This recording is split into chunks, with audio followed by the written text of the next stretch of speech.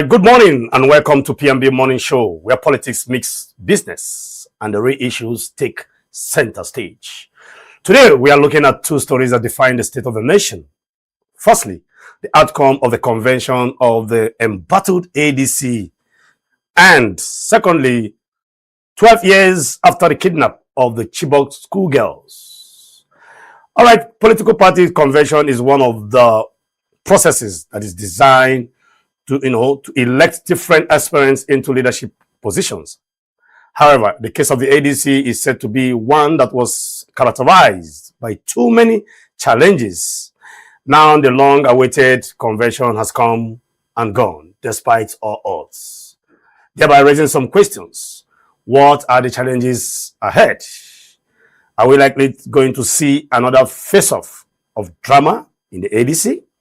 Is the ADC truly becoming a political opposition force to the ruling APC? Let's keep our hands crossed as the political events unfolds. At the same time, away from the ADC, the prevailing insecurity in our nation, or rather on our nation, has dealt terribly in the lives of the citizens. With reference to the Chibok girls 12 years after adoption, somewhere in Borno State, Nigeria. Today, what has changed?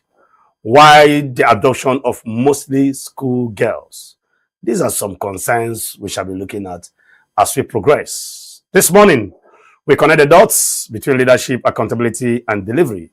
Because in the end, governance is not just about winning elections, but it's about making life better. Stay with us. We shall be back, to look at the newspaper that we have right in front of us.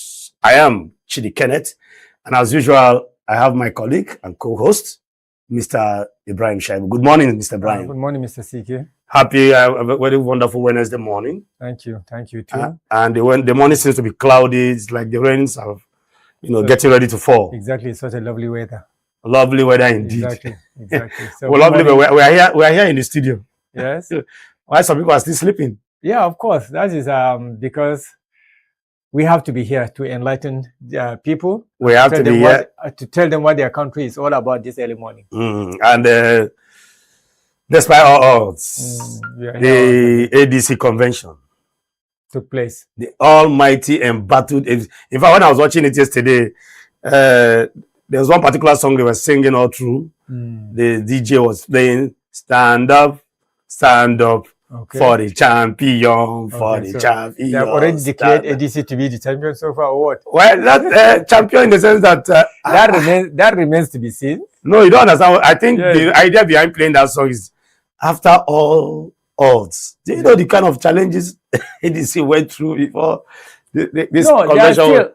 In fact, I saw the letter written to the Minister of FCT, Mr. Project, Wike, to grant them access to the Eagle Square. I saw the acknowledgement copy. I read it.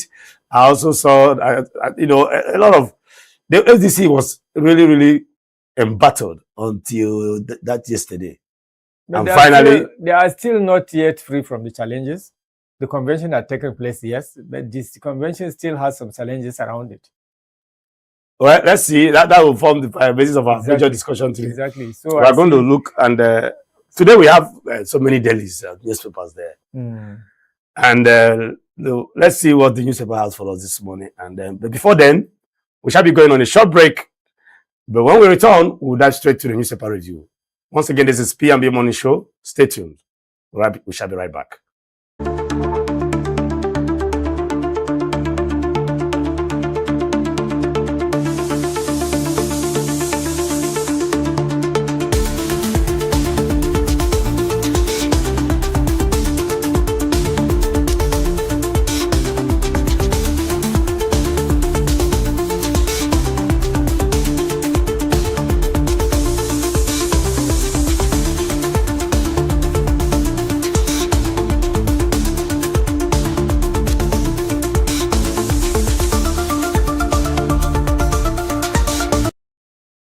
All right, welcome back. This is the P&B Morning Show, and we're going to go straight to the newspaper review this morning. My name is Chidi Kenneth. I'm your host this morning, and I still have Mr. Ibrahim Shaibu. Mr. Brian Chabul, let's see what the newspaper has for us this morning. Exactly. Maybe the newspapers, let's see, because I believe they will carry a lot of exciting headlines this morning, yes, particularly following the ADC convention. Okay, we are starting today with the Daily Trust. ADC expels Nafiu Bala Abejide and unveils next move. So they're hitting the ground running now. Exactly, because now since the new leadership has emerged, I think they consider it expedient for them now to be able to say, look, you people have been our problem in the party. You have been performing anti-party activities.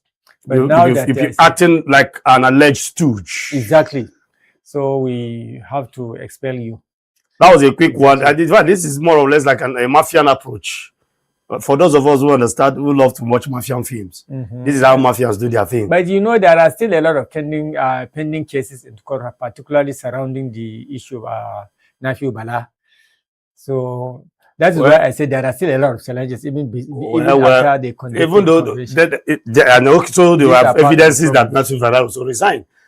There are also documents to show that he resigned. The fact that the fact that the court has not issued out a final judgment means still there are still pending cases in the court.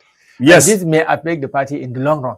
Well, because that convention is legitimate. Legitimate in the sense that we have the presence of the DSS, the police, INEC officials were there too. The convention? Yes. No. INEC did not monitor the convention. That's why I said there are a lot of challenges up till today. You want to tell me there is no INEC official there? Exactly. Yesterday's convention, there was no INEC official. It was not monitored by action. And you know, it is part of the legal responsibility of INEC. You know, there is a legal department within INEC. Yes. Part of their responsibility is for them to monitor, to be in attendance of such proceedings. They were not there. That is why Aregbe Shola said, despite the fact that INEC officials have not monitored this convention, the convention still stands. He did not say it's still legal. He said still stands. Whatever their reasons for saying that still remain to be seen. That is why I said this. Well, somewhere it may be argued that, of course, this is internal party affairs. No, even internal party affairs has to do in line with certain guidelines and those guidelines are to be given by the INEC. Do you understand? You cannot, as a party, go out of those guidelines provided by the umpire to conduct any of your internal party affairs. What INEC is prevented from doing is to participate in your decisions. Do you understand? Okay. But they have to be there in the first place. They have to attend it. They have to witness it. But they have to monitor the process. Mr. Shaibu, what I do know is that ADC is going to cross the hurdles. When they get to that we are not. We are just. The convention where we are pinpointing, however, areas, right? Gray areas and maybe probably areas that may be a problem to them later. Well, what matters is that we'll discuss a lot of this. Let's not exhaust everything here while discussing. Let the discussion continue. Yeah, exactly. Let's go back to the Daily Trust and see if we have any juicy rider there. Can you please zoom it up? There's another rider down at the bottom. Okay. Despite bail, El-Rufai to remain in custody. Yes. So despite bail, El-Rufai remains in custody, and I knew it was going to get to this level, Mr. Ibrahim. Yeah. When I heard that El-Rufai would be granted, and the privilege to obey hearing, I told myself they will not release it for El-Rufai. I personally predicted it. El-Rufai, because we've seen cases where political bigwigs have been detained, and they will tell you, they will be granting him bail, and when it's the day before the bail condition, they will say, okay, there's an adjustment. There are a lot of technicalities that can be used. I think in his case, it's not about adjustment and technicalities. In his case, it's about having numerous cases around him. For example, when the EFCC and ICPC decided now to say, okay, let's bail him out, Kaduna State government says, okay, even after you bail him down, we too, we have a case with him. It was on that basis that he was arraigned again. That's what I'm telling you. Yes. That's what I'm telling you, that they will always wait see, these things are politics. Of course, everybody knows politics. They will always wait a day before your bail application. Exactly. When you are almost becoming free, then they will begin to something else will now come up and say, okay, I think you have escaped Mr. A. There is B. So see, let me tell you something. There's a saying that goes that if you want to find a fault in somebody, if you are determined to find out a fault in anything, you will even blame the snail for overspeeding. Exactly. You will blame the snail for overspeeding. And this whole political, like I said, these whole political happenings, they are all the same since 1999. Yes. Nothing has changed. The same style. When one government goes out, another government comes in. Actually, not much has changed. Not really much, And, the way we play our politics here is predictable. When this government leaves now and the next one comes, you will still see people making arrests. We'll still see the same pattern. Repeating itself. And the same story. The same, multiple cases to answer here and there. And my appeal to, Nigerians is that we should try and be a little bit more... we should try to become more and more matured. We will try to change the pattern of our political behaviors. Yes, our political behaviors will be more matured about it and then move on. The country is bleeding. The country is bleeding economically, and the country is bleeding in terms of insecurity. Exactly. So we have issues bordering this country, bedeviling the country, terrorizing the citizens, and here we are. I think the aim here is not to allow everybody to participate actively in the political dispensation towards 2027. I think that's just the drama, or that's what the drama is all about, because they know his capacity. They know his capacity to rally people around, to organize party politics, to attract crowds, to give ideas, to give wonderful permutation that will lead to election success. They are aware of all these things. So the best way is, since the opposition party in itself is considered a very mighty force, allowing people like Erufai to be around also to guide things. But for how long? That was 20. We still have really 8 months or 7 months to the elections. For how long are you going to do that? I told you, in politics, a very key decision in the last hour can change things around. I want to believe they might not be able to incarcerate him or keep him for too long. They might not be able to keep him for too long because he is also entitled to his fundamental human rights. Exactly. And charge him to court, and let's take it up from there. He has the right to be granted bail, and then when take him to court, let's see how it goes from there. All right, let's go back to the Daily Trust if we still have any other radar there. Yes. Any other one there? All tax laws impoverish Nigerians, says Tinubu. All tax laws impoverish Nigerians, says Tinubu. In essence, he's saying that the new tax law is here now to make Nigerians richer. I don't even know what all the tax laws before now impoverish Nigerians. Yes, that was what was responsible for a lot of Nigerians becoming poor and suffering. That is, I think. Well, I don't think. Well, I want to differ from that statement because we've been paying taxes. Nigerians don't have problem paying tax. The problem is he may have given his reasons. So well, he has his own reason. But I'm trying to analyze my own as a journalist. Yes, we have been paying taxes. The problem is, what are those taxes being used for? Exactly. In the United Kingdom, when you pay tax, you know why you are paying tax. In fact, that is why an average citizen in the United Kingdom can challenge whatever activities the government is doing. But in this case, I don't know. I think part of these charges that is being deducted from our accounts are tax. It's part of the tax that we pay. Because every month, I see over 1,000 plus being deducted from my account for all kinds of charges, this one, that one, and I begin to wonder what's going on. Anyway, that will be all I think that's all for Daily Trust. Let's go back. Daily Trust. Let's see. Let's go to the top. Yes, Daily Trust. Okay. What's there for us? 2027. Akko local government stakeholders back Yelmatu Deba constituent endorse Tinubu's second term. Goje continuity in Senate.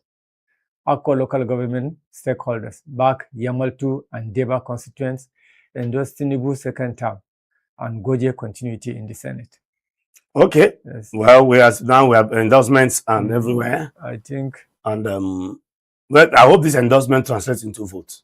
Well, we don't know, because as it is now, Gombe State have a very strong person also trying to contest for the gubernatorial candidate in the person of former minister of this Islamic scholar, Sheikh Fantami. He was also digital economy. He's also showing interest in contesting for the governorship, and even the incumbent governor seems to be endorsing him. And then Goje here is former Gombe State governor too, and he's trying to push the endorsement to Yelmatu and Deba or something like that. So it's going to be very interesting. Well, very interesting one in Gombe State. In Gombe State, yes, because the ADC is very strong also there. Although Fantami has a very long, very thick followership across even the northern region as a whole, but that does not guarantee him votes. Easy right, exactly. Okay, let's see the next newspaper, please. The Tribune. ADC won't surrender to tyranny, says David Mark. ADC won't surrender to tyranny or tyranny, says David Mark. ADC won't. There. Okay, let's. Renewed hope is a scam, says Aribe Shola. Then we will win 2027 elections, says Atiku. Nigeria leading in huge debt, says Obi. These are statements made by key ADC members, I think, during the first one is ADC would surrender to tyranny. Attacking the incumbent. That is from David Mark. Exactly. And the second one is an Araboshola saying that renewed hope is a scam. Is a scam. That's the mantra of the current administration. Yes, and Atiku is now coming to say that we will win 2027 election. Then Peter Obi is saying that Nigeria is leading in terms of debt. Exactly, huge debt. Huge debt. Now, let's take it one after the ADC won't surrender to tyranny, David Mark. What tyranny are we talking about here now? Is it that the style of leadership of the ruling party, as it were, is appearing to be tyrannical in nature? Yes, because when you start to introduce policies that are very, very disturbing to the citizens, when you begin to make policies that are exposing Nigerians to difficulties and hardship, that can be considered as tyranny to other people. When we begin to use government agencies to promote your public self-interest as a leader, this also shows tyranny, because as we are seeing now, a lot of agencies that have active participation in this political dispensation are seen to be, or are perceived to be seen to be working for the government, like the judiciary, because there are claims that the judiciary is taking side, or showing signs of taking side, like the INEC in itself. Some people are beginning to see the hands of the government in some of the affairs, passive action of the government towards the collection of gratifications and the rest of them. And the rest of them. So some people might need to define this as tyranny. Okay, the tyranny, or the denial of access to public centers for conventions and or continuous detention of some key political figures, especially key figures that belong to a particular political. So there are still a lot of leading indicators showing that there's an alleged tyrannical style of leadership. Exactly. Okay, now that statement was attributed to David Mark, who will not surrender to tyranny. Now look at the statement of Atiku saying that we will win 2027 election, the ADC. So some people might be arguing, what are his basis for that, submission on that calculation? I think the reason being is that they have felt the temperature within the public. They knew that a lot of Nigerians are not finding it easy these days. They knew that the market in itself is no-go area to ordinary Nigerians. They knew that there are a lot of children that are not going to school currently because their parents can no longer afford to pay school fees. They knew that you cannot readily go to a hospital and then get treated as an ordinary citizen. A lot of issues are on the ground. So the people battling with the very high petroleum price of petroleum product. So all these things, they knew that those who are going to cast their vote, are not happy with the situation on ground. But so they are thinking they may capitulate on that, and then maybe try to push the government away. I think this is one of the reasons that has made. But looking at that statement, I think we should also understand the fact that one of the permutations that may grant them that success is the ability to allow power to remain in the South.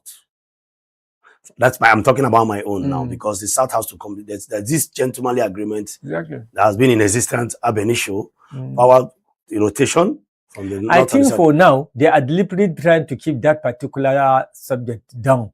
Their interest for now is to try to consolidate the party together. That is why throughout that convention, I saw part of the convention yesterday, no one particular person has made reference to that gentleman arrangement so far. Do you understand? But it is very important. We have been discussing, we always bring this issue up whenever we're discussing politics, particularly as regard to the because it's key. It's key, but it's not yet time. We have at least up to 7, 8, 9 months for the election to come. I know this issue must come. As soon as they start working, the next issue they will discuss is about how, from where are our candidates going to now, Mr. Ibrahim, why I said this is key. Mr. Ibrahim, as one who is in tune with current realities, myself, I'm speaking of myself as Ken now. I am in tune. I am there, out there. I mix up with all kinds of people. Nigerians, where Nigerians are waiting for ADC, is who is going to be the next presidential candidate. I am telling you the truth now. What ADCs, any mistake, if they make that mistake in terms of bringing out the right people, Nigerians, that term is relative. I'm coming. I said I'm on ground. Whether relative or not relative, we are all on ground. Everybody. Nobody is coming from Mars. Look, yes. Nobody is paying attention to the challenges being faced by ADC now. Much as who is going to be. I'm waiting to see who the I am telling you now is going to be. Well, if you are aware of that, they too are aware of that. But that's why I'm saying it is that you know, why I'm saying this is because they should also know that whatever challenges they have been faced, they know. Fine, one at a time. Okay, one at now you are talking. But they know to consolidate the basis of the party. But we should. It is our duty. Have leadership in place. It's our duty to speak. Exactly. It's our duty to speak because let them know that people are aware. Do you know that people are watching? Do you know that yesterday they finally agreed on certain changes that they need to do on the constitution? Waziri Tambol has come to present the changes, and then he moved for adoption of the changes made into the constitution. Then another member of House of Reps from the South came out to support Waziri Tambol about and seconded it. And then that changes in the constitution were officially agreed and accepted.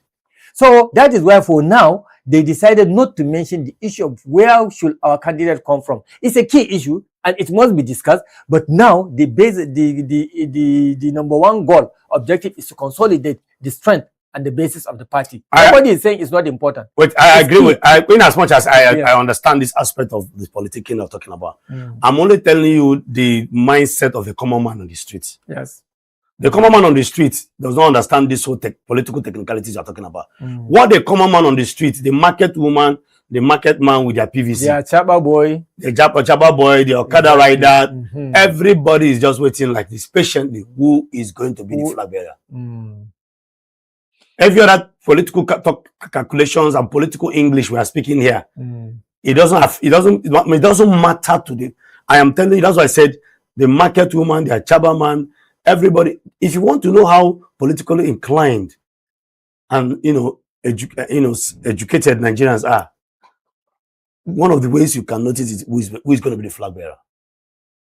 I am telling you, an average Nigerian on the street, the poor man on the street does not want to know what any other thing. What he wants to see, who is in every political party. Now, who they come out for us? Who then they choose? And just that is what they understand about politics. Okay. So let's go back to that. Then we have that statement from Obi. Nigeria is leading in terms of borrowing. Exactly. Yes, you can see we have. From the inception of this administration, we have borrowed money in trillions. First quarter of the year, we have run into 8.1 trillion. Is it 8.1? First quarter alone. Exactly, 8.1 trillion so far, and we are still borrowing.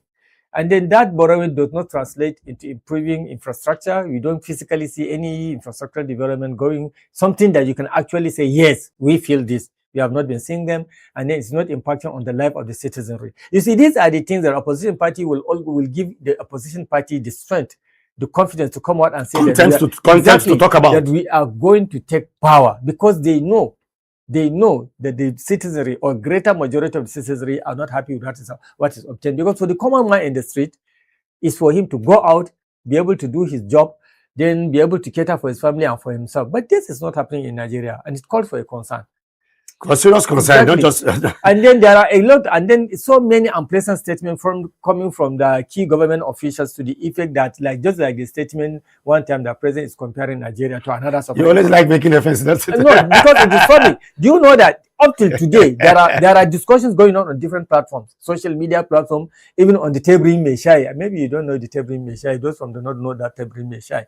You know, in most northern states, around this between maybe 8:30 to 10 o'clock, you will find people on all those tea sellers, sellers. Exactly, yes. You hear a lot of noise there, hear a lot of stories, political discussion, social discussion. I think I would like to listen to it. It sounds very interesting. Yes. Because when you drink tea, if you want to just like the morning show, if you want to test, like the P&B morning show, exactly. You know, we drink tea early in the morning while you discuss political issues. I think you can create a program out of that, because in those places you have so many stories, you hear so many issues, social issues, political because at the drinking at table may shy a lot of everything that has to be national issues. Exactly. Sometimes you will see it's like a gossip director from the civil service. He will come there and sit down in disguise. You will not even know that he's one eating his indomie and drinking tea, and then contributing from time to time to discuss national issues, or maybe just listening and then smiling. People discuss things around those areas. So if you hear all these things, you will hear the suffering of the people around those areas. People are not happy. Just like you said that you mingle with people, you will hear things about this government. I mingle very well. And my family concern is that I feel those that are advising the current administration are not giving the leadership the true realities, the empirical fact of what is on ground. Exactly. They are the true situation. And I still maintain, I said it before, that some of these leaders that you are seeing, it is still with the young people that still goes there to tell them, okay, all correct, sir. I keep saying this. Yes, I'm not contesting that. You know, Nigerians have this way of when it is not affecting you, I don't give a damn. Yes. And we must start to address such kind of behavior as citizens, because what affects the eyes affects the nose. Definitely. So. Now let's look at the last statement by Arebo Sola that you renewed hope is a scam, coming from one politician who is adjudged to be one of the closest politicians to the president. The current president. Yes, of course. And I'm coming from the same region as well. Yes, very close. You know, it's like they were confident. This is a guarantor statement. It is a guarantor statement for me. Exactly. Somebody who is so. Arebo Sola has served with Tinubu, worked with Tinubu, very close to him. One of his favorites until they fell apart. And then now he's coming to say that the renewed hope is a scam. The renewed hope is the mantra on which the incumbent administration came into being. So you see, when you say you are giving hope to people and you keep taxing them beyond their capacity, I don't think you're giving them hope. And we are even justifying the taxing. Exactly. And because today we are opening the NRS. And even yesterday, on the occasion of the NRS, he was saying that the previous tax is what was responsible for impoverishing Nigerians. How did you arrive at that? I don't know. That is why I said we need to. I wanted to read that particular rider there, but I didn't get the time because we have to be here by 6:30. But I wanted to have read and find out what he actually said there. So, well, let's see. I think the economists are there, analysts are there, economic analysts are there to also find out. They will respond to it. They will respond to it and know if truly the previous taxing was responsible to the poverty in Nigeria. And let's see what this new tax laws will do for us. Okay, let's go back to the newspapers. Do we still have any other having analyzed three statements? Yes, it's still about that bombing issue. Federal Government Defense Air Force insists Borno airstrike was precision operation. So federal government is still defending the act of the actions by the NAF. We have discussed. We don't need to go there because we have discussed a lot of that yesterday. And yesterday. Well, they have their reasons for Olu Ibadan, Ajimobi, others deny plots to impeach Makinde. Olu Ibadan. Olu Ibadan, that is the king. Olu Ibadan is the highest monarch in Oyo State. But it's Olubadan, not Olu Ibadan. No, that's how they put it. It's Olu Ibadan. Olu Ibadan, that is the king, the Olu of Ibadan. That is the king there, and the Ajimobi, former governor, others deny plots to impeach Makinde. Makinde is almost done with his tenure. Exactly. So what to impeach? Has he already moved out of the PDP? No, well, the talks are ongoing. Yes. Just like Bala Mohammed said, my brothers are in the ADC. And we had, I think, was it last week or two, where we had Makinde visiting Kwankwaso, and we heard that Makinde and the Turaki-led faction of the PDP are also likely to join the ADC. I think there was a caption there. We saw, was it last week or 2 weeks? Yes. And then Wike fumes. Wike was fuming, was angry. Why should they move out of the... But ever since then, we've not heard much about that move, if actually they moved or there was no fuel to move. And then the cloud the storm is beginning to come down. Now let's go back to the here. See some other interesting titles there. Riders. No money exchange hands in impeachment plot, says Speaker of Oyo House of Assembly. No money exchange hands in impeachment plot, says the Speaker of Oyo House of Assembly. Olubadan throne should not be dragged into dirty politics, says Obaladoja. Olubadan throne should not be dragged into dirty politics, says Obaladoja. I did not convene, attend, participate in any such meeting, says former Governor Ajimobi. I did not convene, attend, participate in any such meeting, says the former Governor Ajimobi. Let's take it one after the other. Olubadan, like I told you. Yes. That monarch, that seat is a highly revered seat. We understand, yes. It's not a seat, it's not a political seat. He's a monarch. He's supposed to be neutral. He's a leader for all. And then you can see one of the, one of the senior chiefs coming to say that don't drag the office of the Olubadan. But the reality of the thing is that politicians have succeeded in politicizing everything in Nigeria, including the monarchs. See the drama that happened in Kano. As we speak today now, because of the nefarious activities of politicians now, there are 2 emirs in Kano, a situation that had never bastardizing the sanctity of those royal seats. It has happened in so many states across regions in Nigeria. It's the fault of the politicians. They politicize everything. Seemingly, some people these monarchs are not politicians. Some people are even alleging that even the neutral institutions like the military are beginning to show sign of being politicized. Because you cannot get to a certain position unless you are secretly have connection with certain political parties. If you're not a party member, don't be surprised. If you're not a party loyalist, directly or indirectly. No, you have to be indirectly, because when you are wearing this kind of uniform, it has to be indirectly. But your body language will show. No, or my friend will say the body in their own case, even the body language will not show. They know, the politicians know how they use such people. So you understand, everything has been politicized by the politicians. That is why our situation is a very situation in this country. So thereby destroying institutions. A situation whereby even the election agency, the agency that is responsible for coordinating is collecting is seen to land. The side. Land, though. So I'm telling you, collecting $50,000 allegedly, exactly. And then plot of land. And one of the commissioners, Mohammed Aruna, came out openly to say, testimonies from such until today we have not heard. Have you heard anything after that? Not yet. Not yet. Somebody was telling me the reason why, somebody was making a joke, the reason why we don't have light in the evenings is that we don't get to see, prime time news on TV to know what is going on in the country. Because when you are kept in the dark, you lose touch of information. Exactly.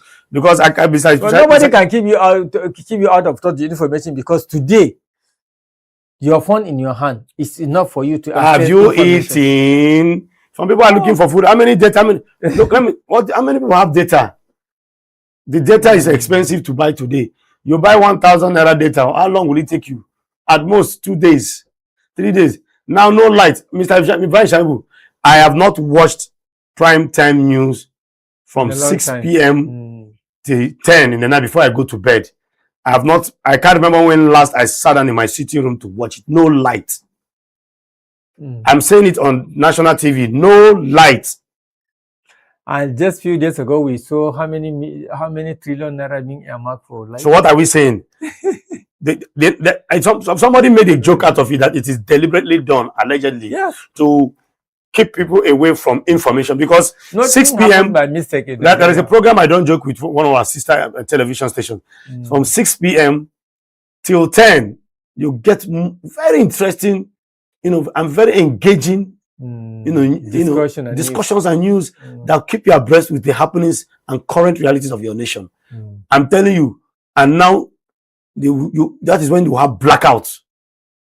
I'm telling you, it is. As far as I'm concerned, even though it was a joke from a friend, I want to believe that joke. There's some element of truth, allegedly, in that thing. Because why? I'm telling you that I have not. From January to date, I can't remember when last I had light from 6 p.m. And that even affected me. Why I cannot even recharge some of my cable TVs. I can't even do it because my children will keep complaining. I say, what am I recharging it for? Where is the light to watch?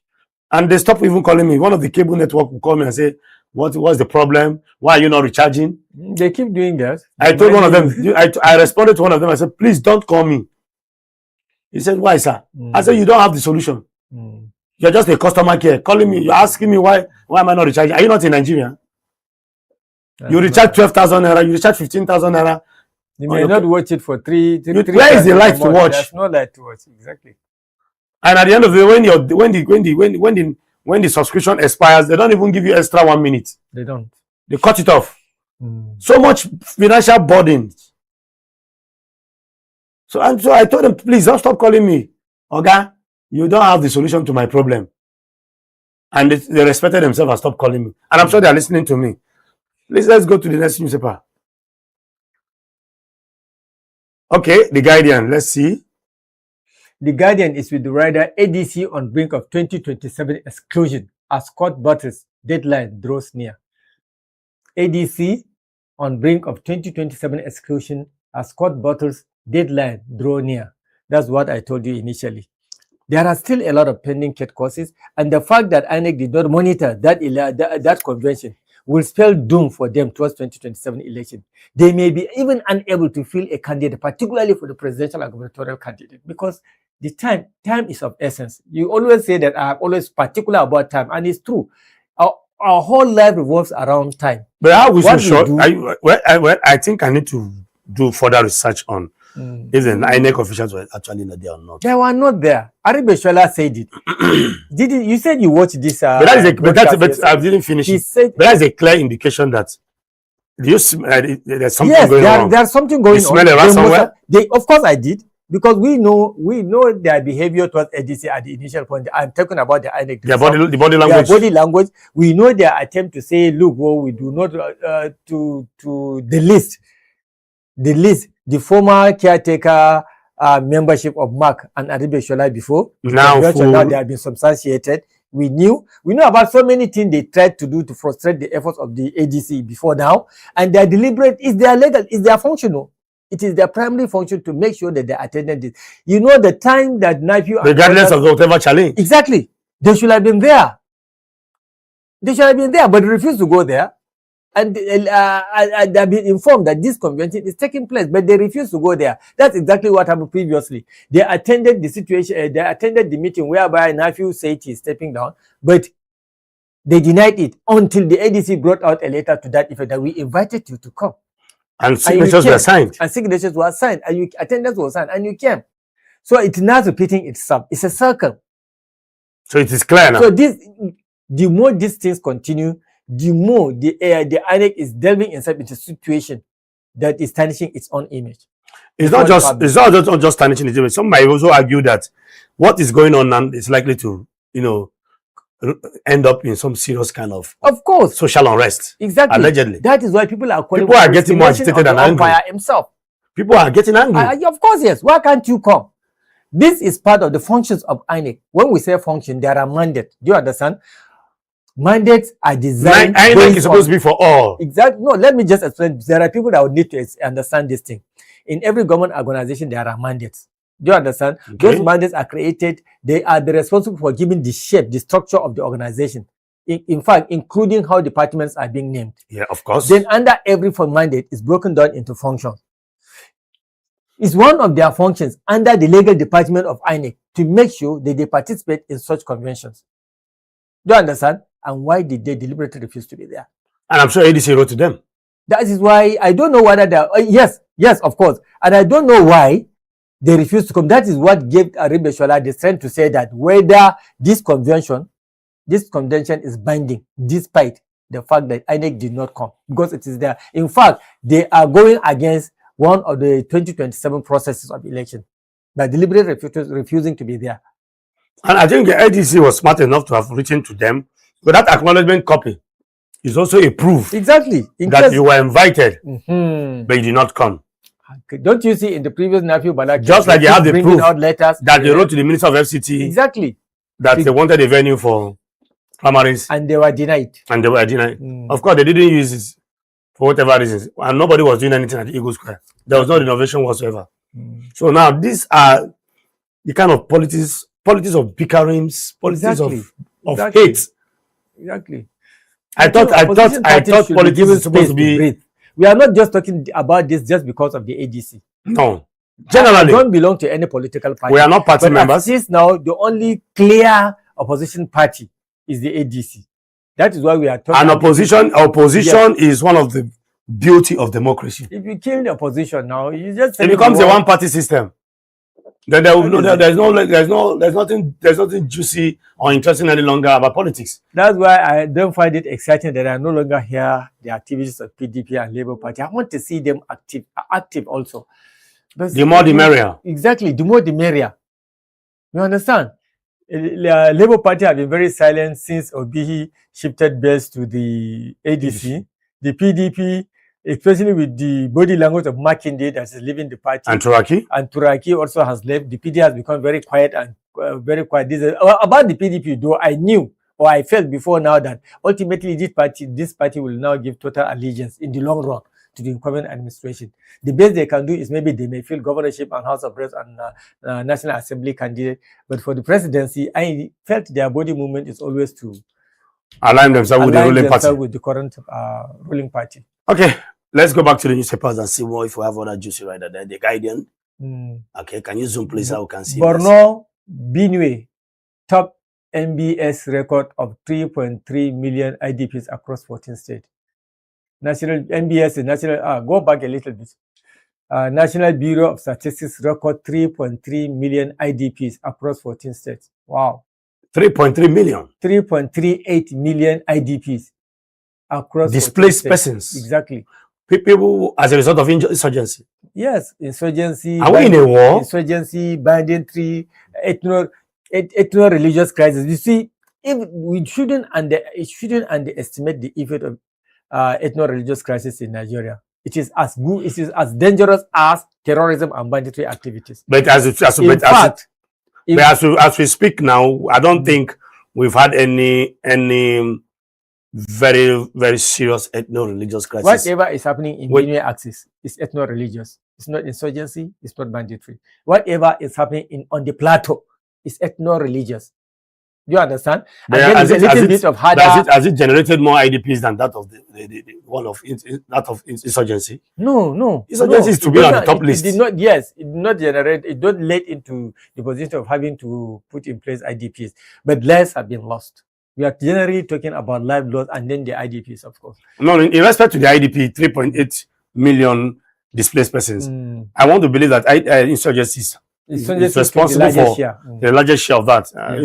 Yes. And some of these things are branded as farmers. There's a report allegedly. A lot of conspiracy theory out there, a lot of talks, and there, this issue, one begins to wake up, and the trauma of hearing certain information. 3.8 is a lot, and they still go there to give them PVC to vote. Yes. The ballot box, INEC will go there and conduct election. Exactly. The other time I read somewhere that he is the person writing the report was saying that he is very sure that sometimes politicians create problems, particularly in areas where they know they are not going to get the vote of the people, so that election may not take place in those areas. Then I laughed. Initially I laughed, but then again I sat down and I said, well, it may be possible because those politicians, I always say I never trust them. They can use whatever opportunity you give them just to serve their interest. The end justify the means. The end justify in politics. That's just the thing. The end. There's no morals. There's no morals. Okay, excuse me. All right, let's go back to the next paper. Next paper, please. After the guidance. Next paper. The Nation. Nigerian Revenue Service raised tax revenue from 7.11 billion to 3.6 trillion in 2 years. National Revenue Services raised tax revenue from 7.11 billion to 3.6 trillion in 2 years. Well, the Nation seems to be very silent about the ADC. I know some of these things. Let's see if we have any story that has to do with the ADC there. Yeah. Go down. Any story? Yes, ADC expels Nafiu Bala, okay, Abejide, and 5 others from the party. Okay. ADC, that is following the emergence of the key National Working Committee chairman, and secretary. But the nation is going more of business. Mark vows no surrender. David Mark, who is now the current chairman of the NWC, vows to no surrender. Federal government plans support for Gili market bombing victims. Federal government plans support for Gili market bombing victims. Then about El-Rufai gets 200 million naira bail. ADC, PDP, Supreme Court fixes April 22 for hearing. ADC, PDP, Supreme Court fixes April 22nd for hearing. So April 22nd, we are going to know the matter will be rested. Exactly. The law, they say rest is a loquito. So the matter is rested. The matter will be rested by 22nd of April. And that is how many days from now? Just few days from now. Few days from now. All right, you can see that the nation is interested more in the business than even what is going on politically. You see, NRLs raised tax revenue from 7.11 billion to okay. Then what are the monies being used to? The revenue that's raised, what are they being used to? Well, when you want to find out, you can go and grab a copy of the nations. Then 19 million taxpayers now captured in the net. Tinubu reforms key to growth. Now, I want to say something. You know, see, where some of these newspapers, let's be very honest ourselves as journalists, the way some of these newspapers, try to, design or portray their headlines, capture their headlines. You understand the media PR of that. Of course, there are. The media, you understand the body language of that. Yes, you can see that some of these newspapers are also. Some of them are loyal to some set of people, and some are not loyal to some set of people. Just leave it at the PR. As just PR. The PR. Yes, you can see that if you read our newspapers, you can even tell which one is loyal to a particular set of people. Exactly. And the one that is not loyal, the one that is not loyal will heighten issues that have to do with the other side of the divide, while the other one will play it down. We are on national television. Let's move forward. No, but we have just been. No, we understand. We are trying to draw some attention here. Even your viewers understand you very well. So we are trying to create information. Still, let's move to the next paper. Okay. The Punch. Interesting. ADC convention. Amak Atiku Arebosolas tackle Tinubu on leadership. On hardship. And insecurity. You have discussed about that earlier.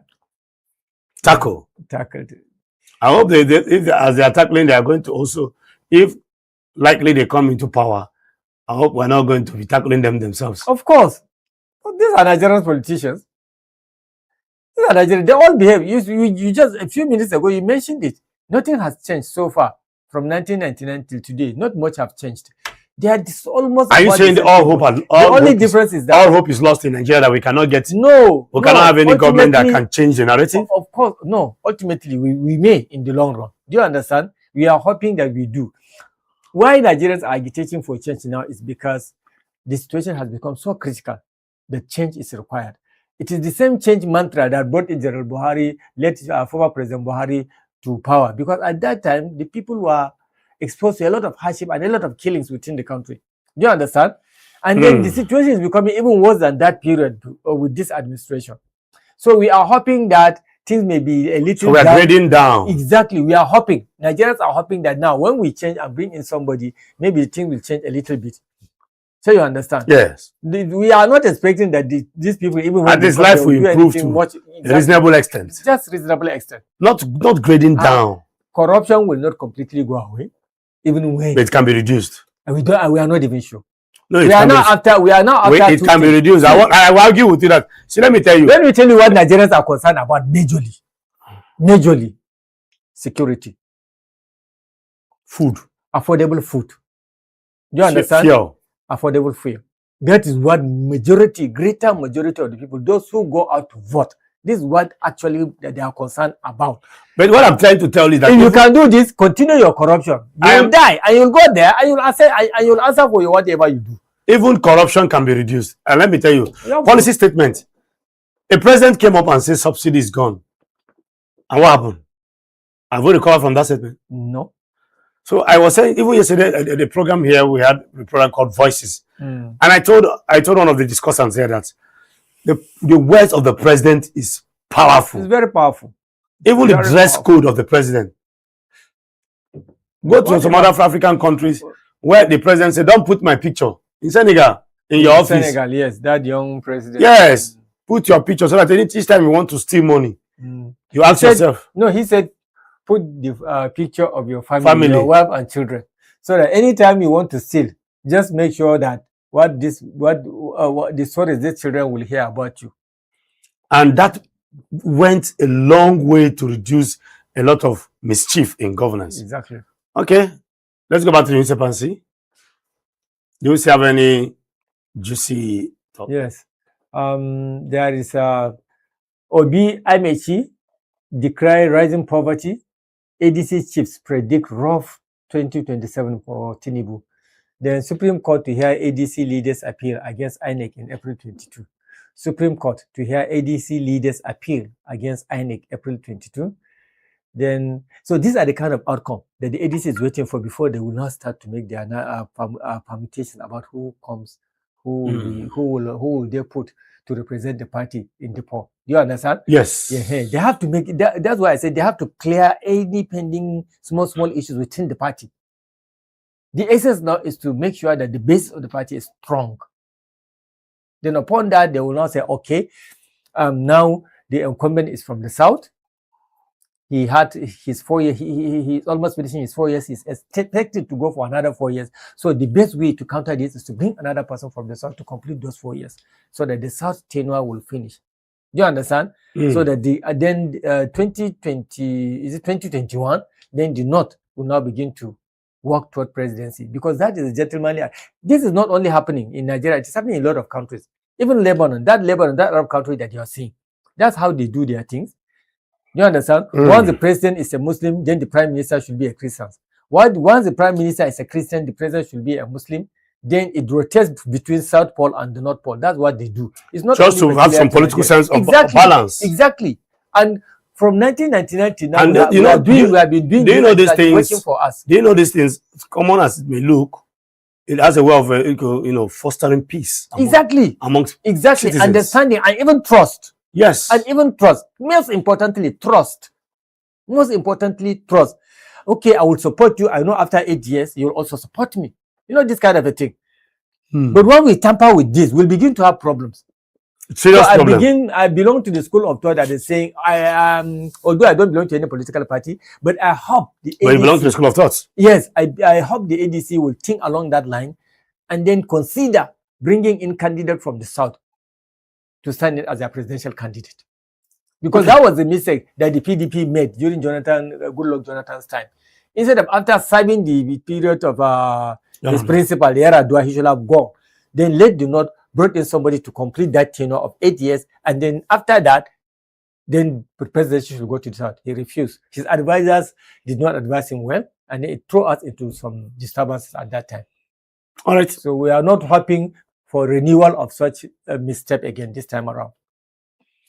Okay, let's go back to the newspaper and see. Any other newspaper, please? Okay, we're done with the Punch. Let's see. No, Chibok girls, wait. At the top there's another rider. Chibok girls remembered. Chibok girls remembered in emotion. Today marks 12 years. Photo exhibition. Today marks 12 years. 12 years, exactly. After that sad episode, yes, whereby some of about 276 school girls were abducted by. And we have just about how many left now? 88 or 87 of them. 88 are still unaccounted for. They have not been found. That's a very huge one. That's a very huge one. Federal government spends 75 billion naira on arms amid worsening insecurity. 75 billion naira on arms. What is 75 billion naira on arms? I don't even know. When somebody is also budgeting 135.22 billion for post-election litigations. Exactly. You can imagine that. So you can imagine the mindset. Honestly, of... we have to make this comparison. You are aspiring to assume leadership for the second time, and in preparation of that, as if you know what's going to happen, you have already earmarked more than 100 billion naira for post-election legal. As though you already know the outcome of the election. And then for people dying, you are only putting in. Let us see the amount. 75. Only 75 billion. What will that buy? Bullets. So, It will buy bullets. almost half the country are now being engulfed in this crisis. People are dying. We are putting in 100. That goes to show the thinking of whoever is responsible for, such. It's very sad. Such activities or 75 billion as compared to what was that amount for the 135.22 billion. That is almost 50%. Niger for you. Niger for you, right? I'm telling you. Well. Let's hope that's very sad. It's sad indeed. Anyway, it's sad indeed. Let's go back, please. Next newspaper, please. Now with sports. Lookman powers Atletico Madrid into UCL semi-final. Lookman powers Atletico into UCL semi-final. Yes, Ademola Lookman scored the only goal yesterday for his team. At some point, Barcelona was leading 2-0. I watched it myself. Wow.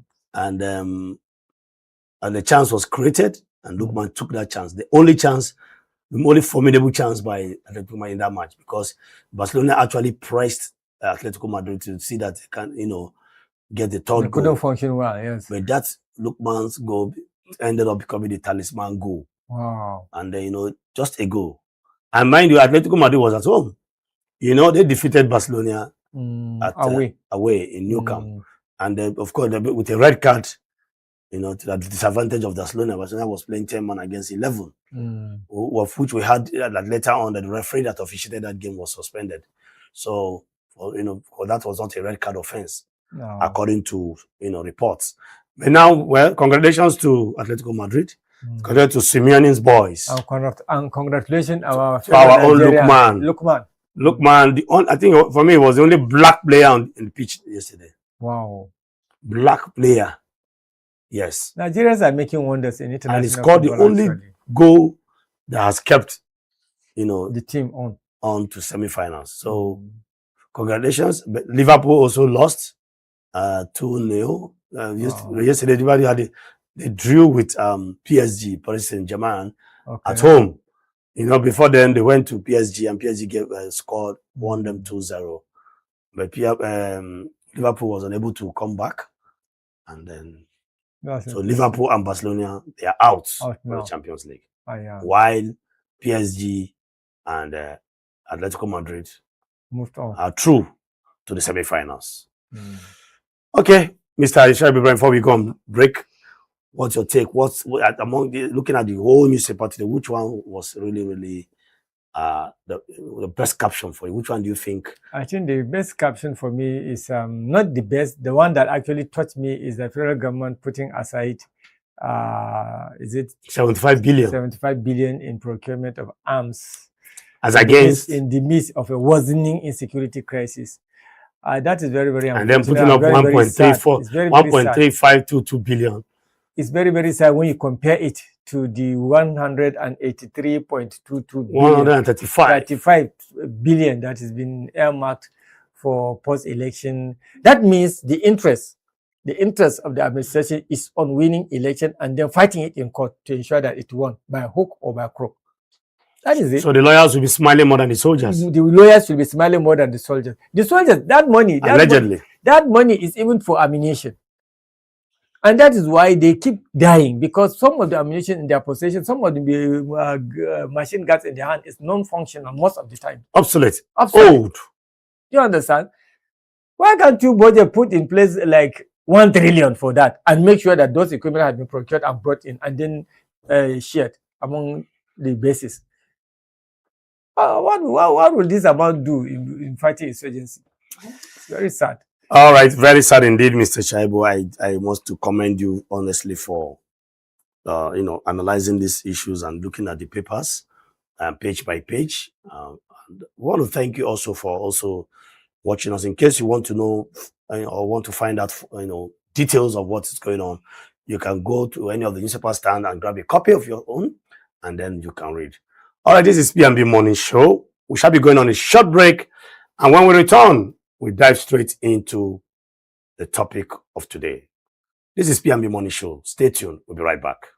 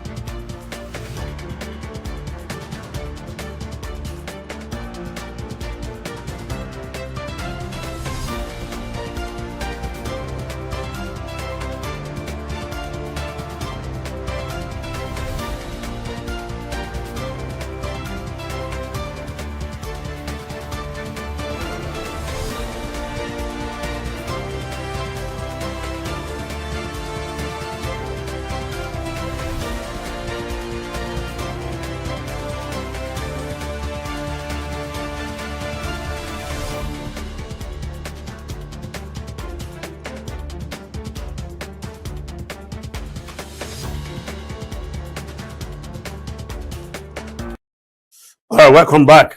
This is P&B Morning Show right here in the city of Abuja. My name is T. Kenneth Chidi, and I still have with me Mr. Shaibu Ibrahim. Good morning once again, Mr. Ibrahim.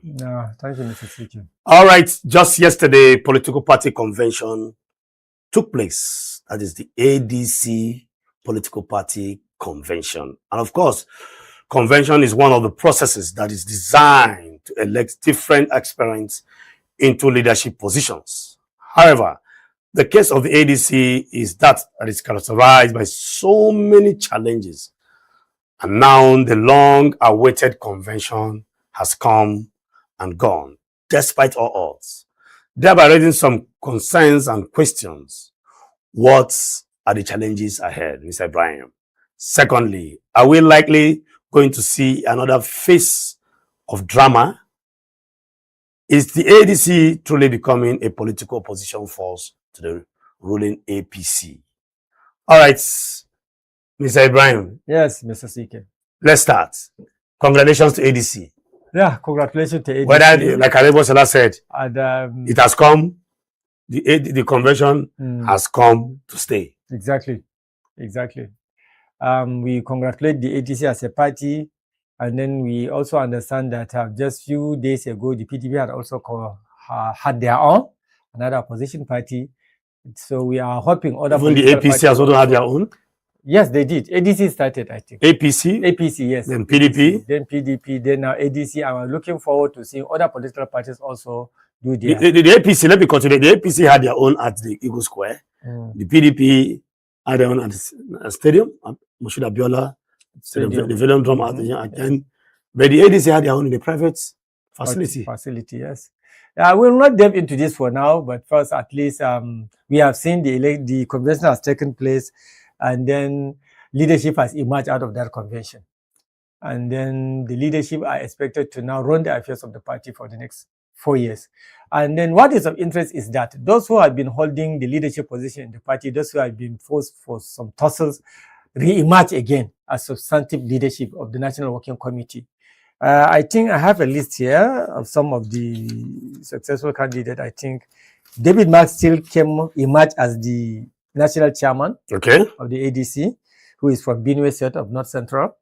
Then we have the national secretary still retained by Obenirab Adebekshola, former Osun State governor from Osun State, from the Southwest. Then the national publicity secretary still remains Bolaji Abdullahi from Kwara State, North Central. And then the national treasurer is Dr. Mani Ibrahim from Niger State, also from the North Central. And then we have the national financial secretary Akibu Dalhatu from Zamfara State, from Northwest Nigeria. Then we have the national legal advisor as Professor Osahimen Osumbo from Edo State, South Nigeria. Then we have the national organizing secretary as Barisa Chinedu Idigo from Anambra State, Southeast Nigeria. And then we have finally we have the national welfare secretary as Comrade Nkem Okendi from Abia State of Southeast Nigeria. But in addition to that, there are about 8 other members comprising of the National Vice Chairman North, National Vice Chairman South, etc. And so many other positions being filled by people from various regions and various states of Nigeria. Now, the essence of these people now is to run the affairs of the party for at least another 4 years with a view to end the leadership tussle that began after the resignation of former chairman, I think Raf Wobo or somebody like that. Umosu? Yeah, Raf Umosu.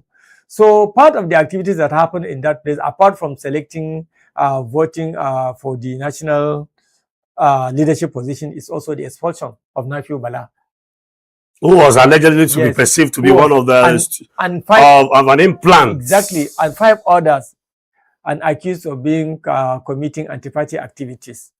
So these are actually the outcome of what transpired yesterday. And then again, there are some changes made to the constitution of the ADC, changes that are intended to ensure that no section of the country have been taken advantage of.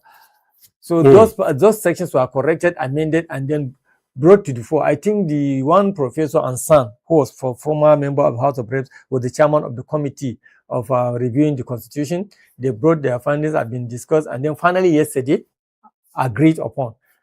Former Sokoto State Governor, who was also former Speaker of the House of Representatives, Aminu Waziri And the current senator? And the current senator came out and then agreed to adopt the changes. And he was later seconded by for a current House of Rep member from the South Side, I think one lady barrister, somebody. They now accepted it and then adopted it for use as the party's new constitution, with a view to making sure that whatever arrangement, whatever structures that the party is going to put in place to move forward towards 2027 election had been considered that yesterday. Okay, Mr. Ibrahim, now, having said all this, you know, we agree with you, you agree with me that before this convention took place, there was a lot of battles. Exactly.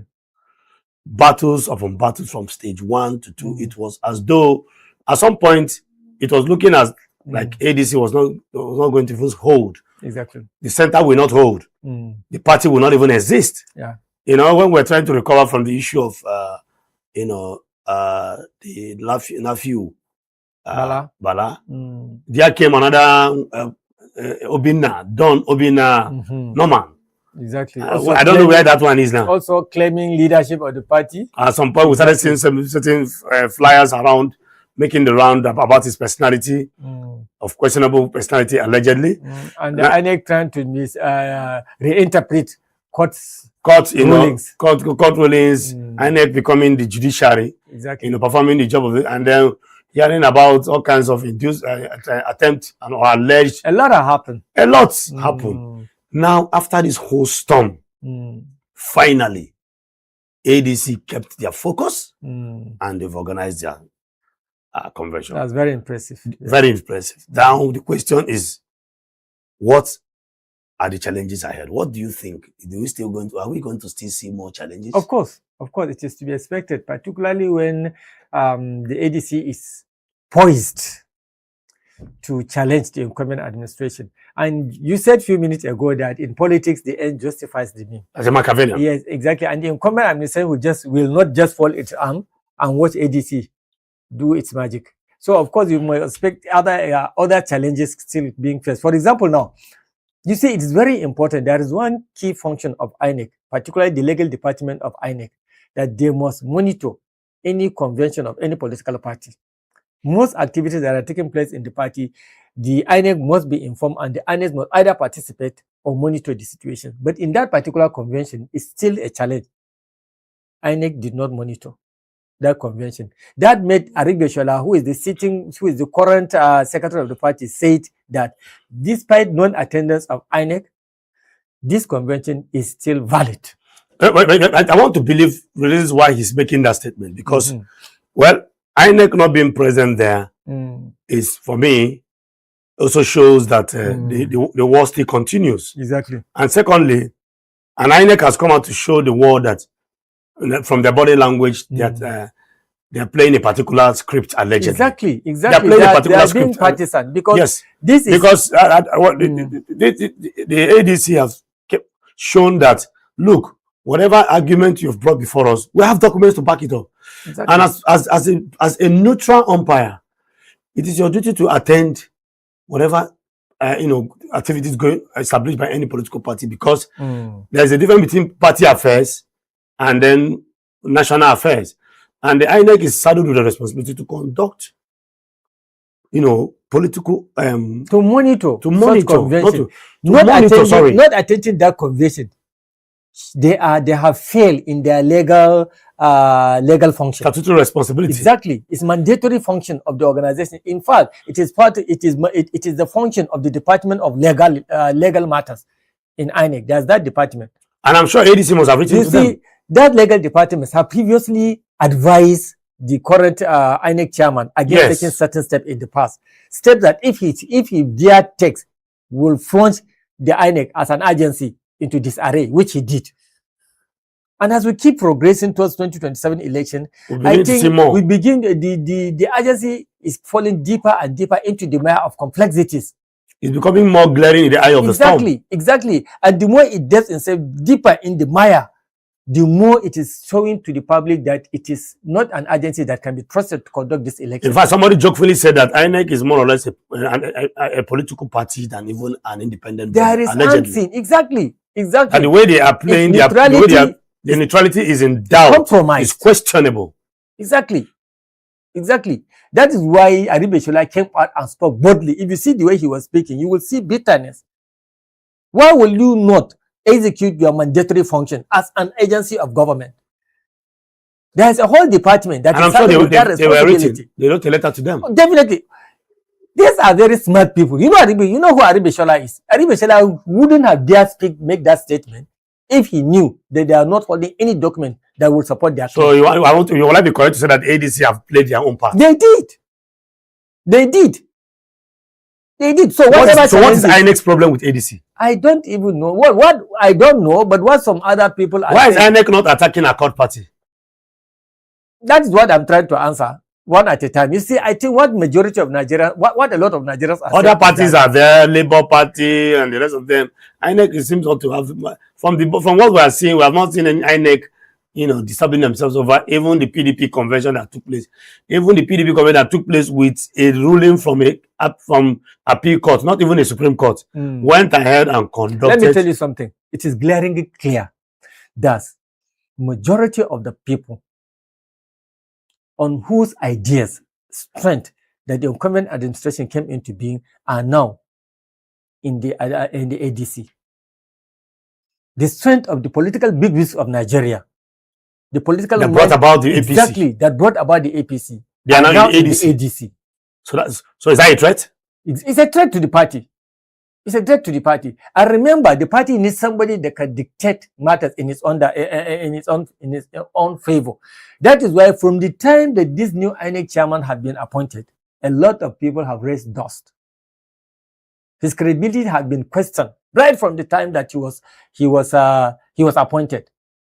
And it's very clear to Nigerians that this guy, this person, this professor is not going to be neutral in his judgment. Looking at the post, exactly. So post on his Twitter handle, the SDP is not going to. The ADC, you mean? The SDP as a party is not a matter of concern to the ruling party.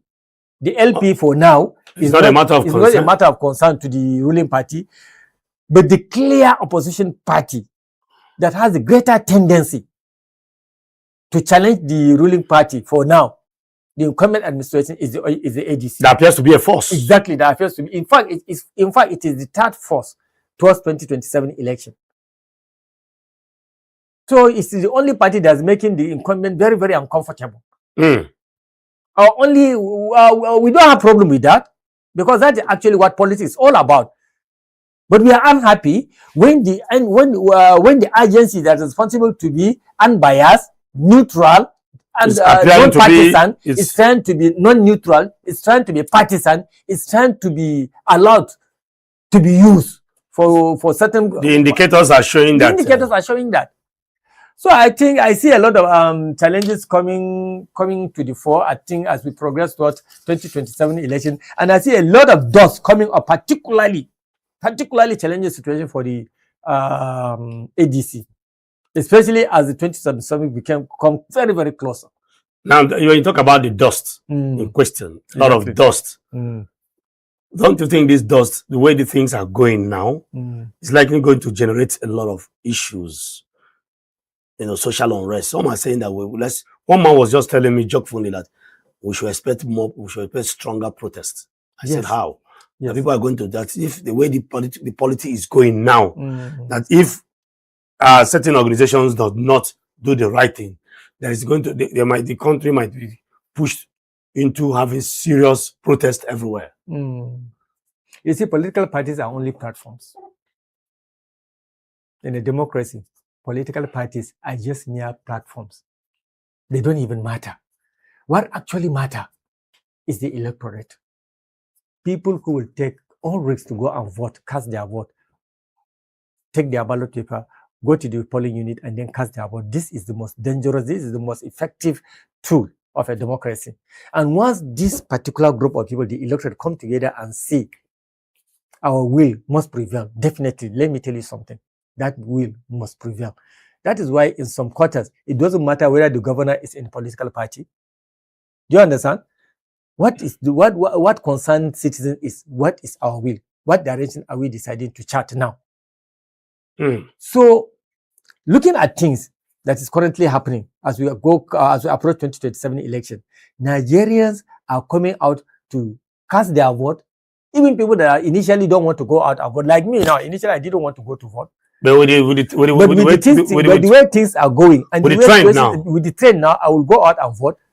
And even in my age today, I will make sure that I protect my vote too. And this is what Nigerians are planning to do this time around. To die for their vote. To die for their vote. And I'm telling you, both the INEC and the incumbent are aware of this. So it could be the reason why there's so much drama and attempt to stifle the ADC. Exactly. And that is why the opposition, exactly. And that is why the opposition is bent on taking advantage of this situation. Not that they are any better anyway. Do you understand? But they will make sure that they take advantage of the feelings of the electorate now. So what could be going on in the minds of the ruling party now? If you were to be, what do you think could be going on in the mind of the recent? Some of the things that we are seeing happening are some of the things that is in their mind already. Are they showing any sign of fear? Of course they are. With the continuous detention of key political figures. When some people will say allegedly they have the soldiers, they have the police, they have the judiciary, they have. Why would they show any sense of fear? Despite all that, that is why I told you that despite all that, the key important ingredient is the will of the electorate. You even mentioned that the electorate are now willing to die. I said, yes. Because those soldiers that you are talking about, of the suffering, and haven't you seen a situation whereby protests erupted, and then along the way, I think in one of these Asian countries, along the way, even the police that are sent, they became part of the protest too, because they were not happy with the situation. Because the police still their citizens. Yeah, exactly. They also go. There's no special market for police. I'm telling you, I can't. Which country is that? There's no special market for the soldiers. Exactly. I think is it. We all buy the same Gary and beans. They go to the same market. Their children and the children of the electorate go. In fact, there's no special fuel station. They themselves are part of the electorate. They themselves are part of the citizenry. Their salary is not good. Even that, when they were interviewing some of these people that time, they were saying that they are even responsible for sewing their uniform. One policeman said he bought this uniform by himself. But that's not news now. No, an average policeman in this country, I want to say it clearly, kits himself. So what we are saying here is that people have been praised to the wall. People are now requiring change. Do you understand? You see, when you are desperately wanting something, you can't even think of, okay, the person that I want to be there to replace this, is he even worth it? This is the situation that we are now forced to. Nigerians are no longer thinking that no, the people that we want to see there instead of the incoming administration, they are not even better than him, but we want him gone. Do you understand what the message? And that's why they are calling for the resignation of the INEC chairman. Exactly. And this INEC chairman is now in a can that be possible? Position.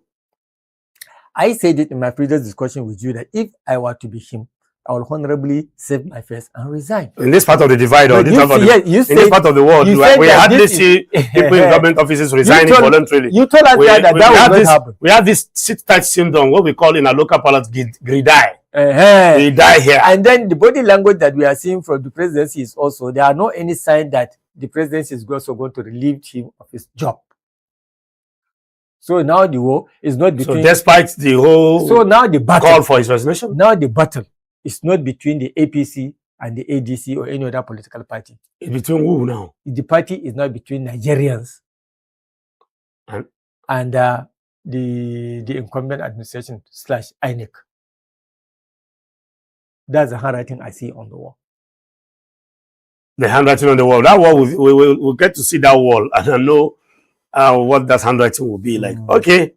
Now it is clear that ADC is becoming, or is as it were, the strongest opposition party now, because PDP is sleeping, has gone to sleep. PDP is just faded into oblivion.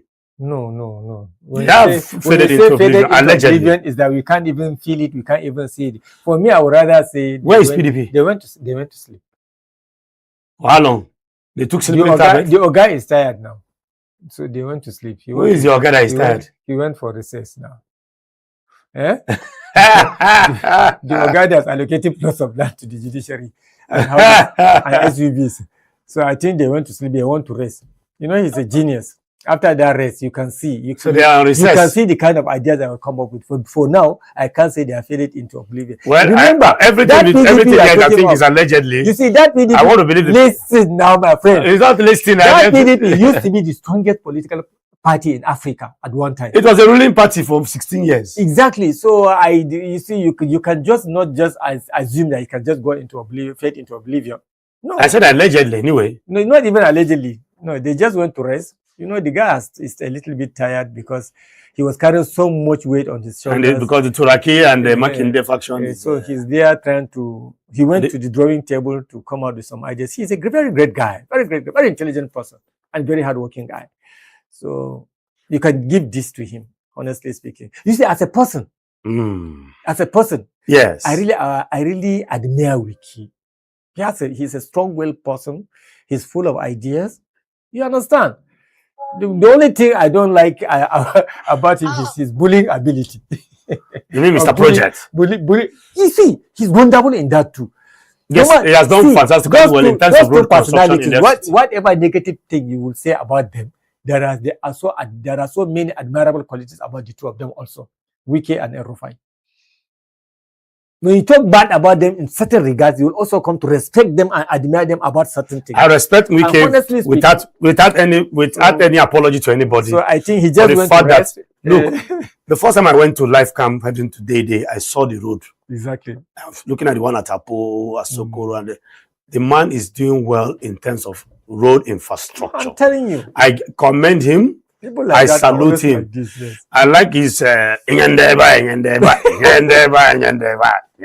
you know, I like his sense of humor too. That is dance I would like. Yeah, that strong sense of humor as well. Strong. You know, that dance has come to stay. Sense of humor. I like dancing it. I dance it too. So, let the session continue. So the party did not fall into oblivion. The boss is just. No, I just allegedly. Well, we do hope so. And we want to see so many opposition parties. We don't want to see just two party or one party situation coming 2027 election. Well. Politics is interesting in Nigeria. You must agree with me. Yes, of course. It's interesting. And now, talking about politics being interesting now in Nigeria, can you give me a scenario of what you should be expecting now? 22nd of April. Yeah. 22nd of April. Exactly. Days from now. The Supreme Court will be ruling over some issues that have to do with the ADC. Yes. Do you see light at the end of the tunnel? These are part of the implications I just listed here because I don't want to forget any of them. Okay. One, we will witness high risk of disqualification, particularly in the ADC. High rate of disqualification? Yes. A candidate may decide to contest and even go for the election. Then the election may not be recognized by INEC simply because the INEC will now say, the convention is null and void because we did not monitor, we did not participate. You mean after the ruling of the 22nd of... Yes. If the Supreme Court rules in favor of ADC, don't you think anything that is done by the ADC will be legitimate? Going fully well that the ADC presented all documents and fulfilled all righteousness. Exactly. It behoves on INEC to now obey. In their own part, the ADC has also made it clear. Has the court made the ruling so far? Excuse me, the ADC have made it clear that INEC has no right to meddle into intra-party affairs. Intra-party affairs. Intra-party affairs. Yes. So I don't know what are we hoping to see on the 22nd of April. That's what I'm trying to find out. Do we see the judiciary? Because the judiciary will be, Supreme Court will be under serious test on the 22nd because people are waiting to watch and hear the outcome. If it goes in line of the negative suspicion of the people. I think sometimes you should wait and listen to the end of the I'm listening, but you're just cutting me before I finish. Okay, go ahead. You see, the party may decide to disqualify. Then any leader that emerge as a candidate from those party may change significant legal risk. But then again, the party will contest. It will say that, well, it is you that refused to attend the convention. We sent you a letter to that. Exactly what my point. But still, it has happened in Rivers State, like I told you. You understand? Somebody's picture and party do not appear on the ballot box, but he was declared candidate for the political party. Then deliberately, because all these INEC games has been taking place for long. So somebody from another party, they said won the election simply because his name and name of party and picture appeared on the ballot paper. He was even sworn in as a governor. Then later the court judge said, no, it was the mistake of INEC that refused to put the sign, the picture of the PDP governor. So it's not the fault of the candidate. It was on that basis that Amici became governor of Rivers State. You understand? So although INEC may decide to argue and disqualify such candidate, but once the election has been done, the party will still win its election later on. That's the point I wanted to make clear. Well, I think INEC is listening to everything being said. And I want to believe that INEC would also need to tread with caution. Of course. Because this politics has the capacity to put a nation in a very strong, social unrest. Honestly. And that's exactly even at the platform level, in our private lives and our phones. When you bring up political issues, you now start seeing people talking bitterly about people quarrel, friends fall apart. Like in my estate where I stay now, the political happenings in my estate has even degenerated to the extent where people who were friends 2 years ago are no longer friends. No longer speaking. They are no longer friends. Wow. Politics is as powerful as religion. That is true. I can't argue with you on this. So I want to appeal to, the umpire, INEC, should tread with caution. The way the country is going politically, yes, and the happenings and the body language and whatever body order or whatever exhibited by the agency, whatever verbal or non-verbal form of communication, direct or indirect, exhibited by the umpire, is raising a lot of concerns. Honestly, people, agitations, the international community, emotional reactions and outbursts is building up. Exactly. So we are sitting like more or less like on a time bomb, allegedly. So please, I'm appealing using this medium, P&B Morning Show, to appeal to INEC. Let the sleeping dog lie. Exactly. Tread with caution. Let's be professional in our doings and our dealings. Let's do what we think is lawful within the ambit of the law, and then allow the rest to rest. So, Mr. Shaibu, another thing you have to say before we wrap it up on this very topic? Exactly. We also expect to see a lot of litigation and internal crisis. The leadership conflict between the present David Mark-led leadership and the group led by Nafi Bala, is still pending. So this may decide to treat. That's April 22nd. Yes, that's one scheduled for April 22nd. I think so. Exactly, and it is seemingly threatening the success of the 2027 permutation for the AGC. Because even now they could not sit down and talk because they are still waiting for the outcome of this decision. There are a lot of party issues that they need to sit down and agree upon. But most of those things are now subject to the outcome of that court decision. So there are so many things. The convention in itself is one thing, but there are so many things that cannot be decided now by the party until some of those litigations have been taken care of. So once these things are cleared and it ended in the favor of the AGC current leadership, I think the ADC is good to go. And then it is at that point that you will see that the incumbent will start feeling the shivers. Okay, Mr. Shaibu, we are going to end it here on this very topic. We shall be going on a short break, and when we return, we'll dive into the second topic of the day. This is P&B Morning Show. Please stay tuned. We'll be right back after this time off.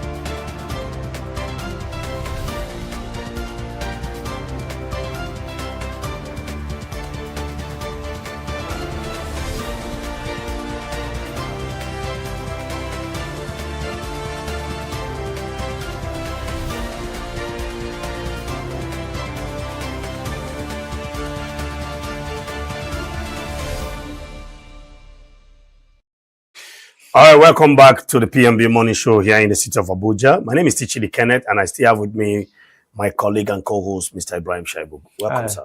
Thank you, Mr. CK. Once Once again- again, welcome viewers. Welcome back. Okay, we are drifting away from all the issues, political brouhaha surrounding I like this word, brouhaha. surrounding the ADC, INEC, ruling parties, opposition, and what have you. Now we are going to dive into insecurity.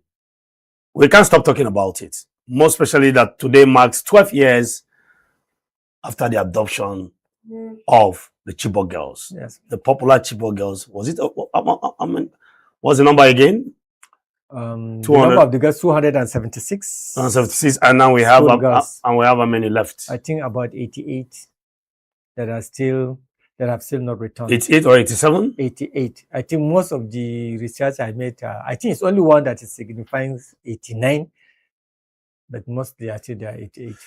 All right, the prevailing insecurity in our nation has, dealt terribly in the lives of our citizens. You agree with me with that? I do. Okay. With reference to the Chibok girls, and then 12 years after it happened in Borno State, somewhere in Nigeria, that the Chibok is in Borno. Am I correct? Yes, I know the place very I think well. it was is it a federal government college or something? No, it's a state government. It's It's a a state state school. Yes, made up of girls. Government Girls Science Secondary School, Chibok. Now, Mr. Brian, Southern Borno. you are from Borno State. Exactly. I'm partly from Borno, and I'm proudly from Borno. Partly, so I'm partly from Kaduna. partly. Okay, so will I be correct to call you quarter caste? No, half caste. All right, Mr. Brian, what has changed after 12 years? Yeah. Insecurity-wise. Insecurity-wise, Yeah. I think the situation has become even worse. Sincerely speaking, because when this insecurity crisis started about 25 years or about 2 decades ago, it was mainly in the northeast region and especially Borno. It hasn't even spilled to neighboring states like Adamawa, Bauchi at that time. It was restricted to Borno and partly to Yobe.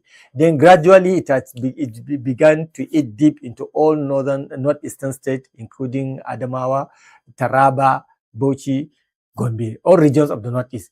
Then as things going on, things started escalating and becoming deteriorated to the level that we found ourselves today in. Majority of Northwest region have been engulfed in insurgency and banditry. Today, even the North Central state of Niger, Kwara, Kogi are being affected. And then that's graduated into losing of soldiers now. Exactly. Generals. Then even from that insurgency, we started having, you see, even the banditry itself was born out of the insurgency. You understand? Initially, it was insurgency. Then from the insurgency, some people now left the insurgency and then they found out that they can make more money in the banditry and they can be independent of any foreign influence. They decided to become bandit and they began to shift bases. That's how the things started moving to the northwestern state, then gradually to the north central state. So you understand? So the discussion today is not about the banditry and insurgency in itself, but the central issue is about the Chibok girls. 276 Chibok girls were abducted from Government Girls Science Secondary School Chibok in the 14th of April, I think 12 years. 12 years back. Yes. So up till by the Boko Haram insurgent Islamists. Then till today, many were later released through the effort of the government and both state and federal government, and even with the help of international organizations and bodies. Then some have escaped over the years by themselves without any attempt to help them by the government. They found a way to escape.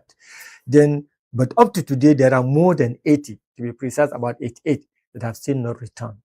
And then these have caused the girls themselves, their parents, their relatives, and their friends of these girls still struggling with pain, prolonged trauma, and hope that they may return. But up to today, we haven't seen them, and this is a matter no hope in sight. Exactly. So there are calls now for renewed accountability from the government to make sure that effort have been put in place to make sure that those 88 have been returned to their families and their states. And then even international communities are being praised and then being called upon to please let's exert greater effort in ensuring that those 88 more girls have been found and returned to the people. Yeah. That 88 is such a huge number, to be in the hands of terrorists, and with the kind of modern hardware that we have today, detectors, drones, and the rest of them. Can't we track these girls? You can't. You know why? Why? There were reports, some by, I think there was one very highly educated person from Chibok that is lecturing in one of the United States universities. I think he made a report about this.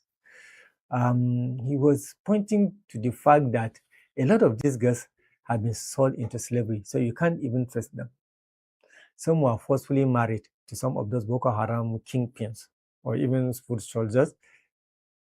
Some have died. So out of those 88, I think it's only few of that number that are still in the custody of the Boko Haram. They were sold into slavery and prostitution. Do you understand? So many of them. So how can you try to locate such individuals? You don't even know that some of those that were sold into slavery and prostitution, are they even still alive? That is why I mentioned prolonged trauma for them themselves. And even when some of these girls have been found, their psychology is no longer going to be normal. They will never remain the same. They will never remain the same. 12 years from now, most of them are grown-up women now. Exactly. Some of them should be 27 years, some of them were in their early teens. Yes, within the age of 16. Between 16 to 22. And when you add it up now, some of them are almost 30, 40, in their late grown-up women now. Yes. With children, with babies. Now the question that brings me to the next question. Why girls? You see, in that why adopting girls? Some conspiracy theory might say that the reason is for reproduction. That those terrorists want to keep, bringing their kinds to this planet Earth by. No, I don't think that is so, because from that time till now, whenever the Boko Haram want to get members, they go to villages and adopt young boys and train them. There's that issue of abduction. They knew, they are criminals. They knew that there was a flourishing market for sex, trafficking, women and sex trafficking organizations. They know that just that they can sell drugs, they can also sell women to slavery and the sex industry, international sex industry. After all, there are a lot of women that voluntarily travel to Libya, to Italy for prostitution, isn't it?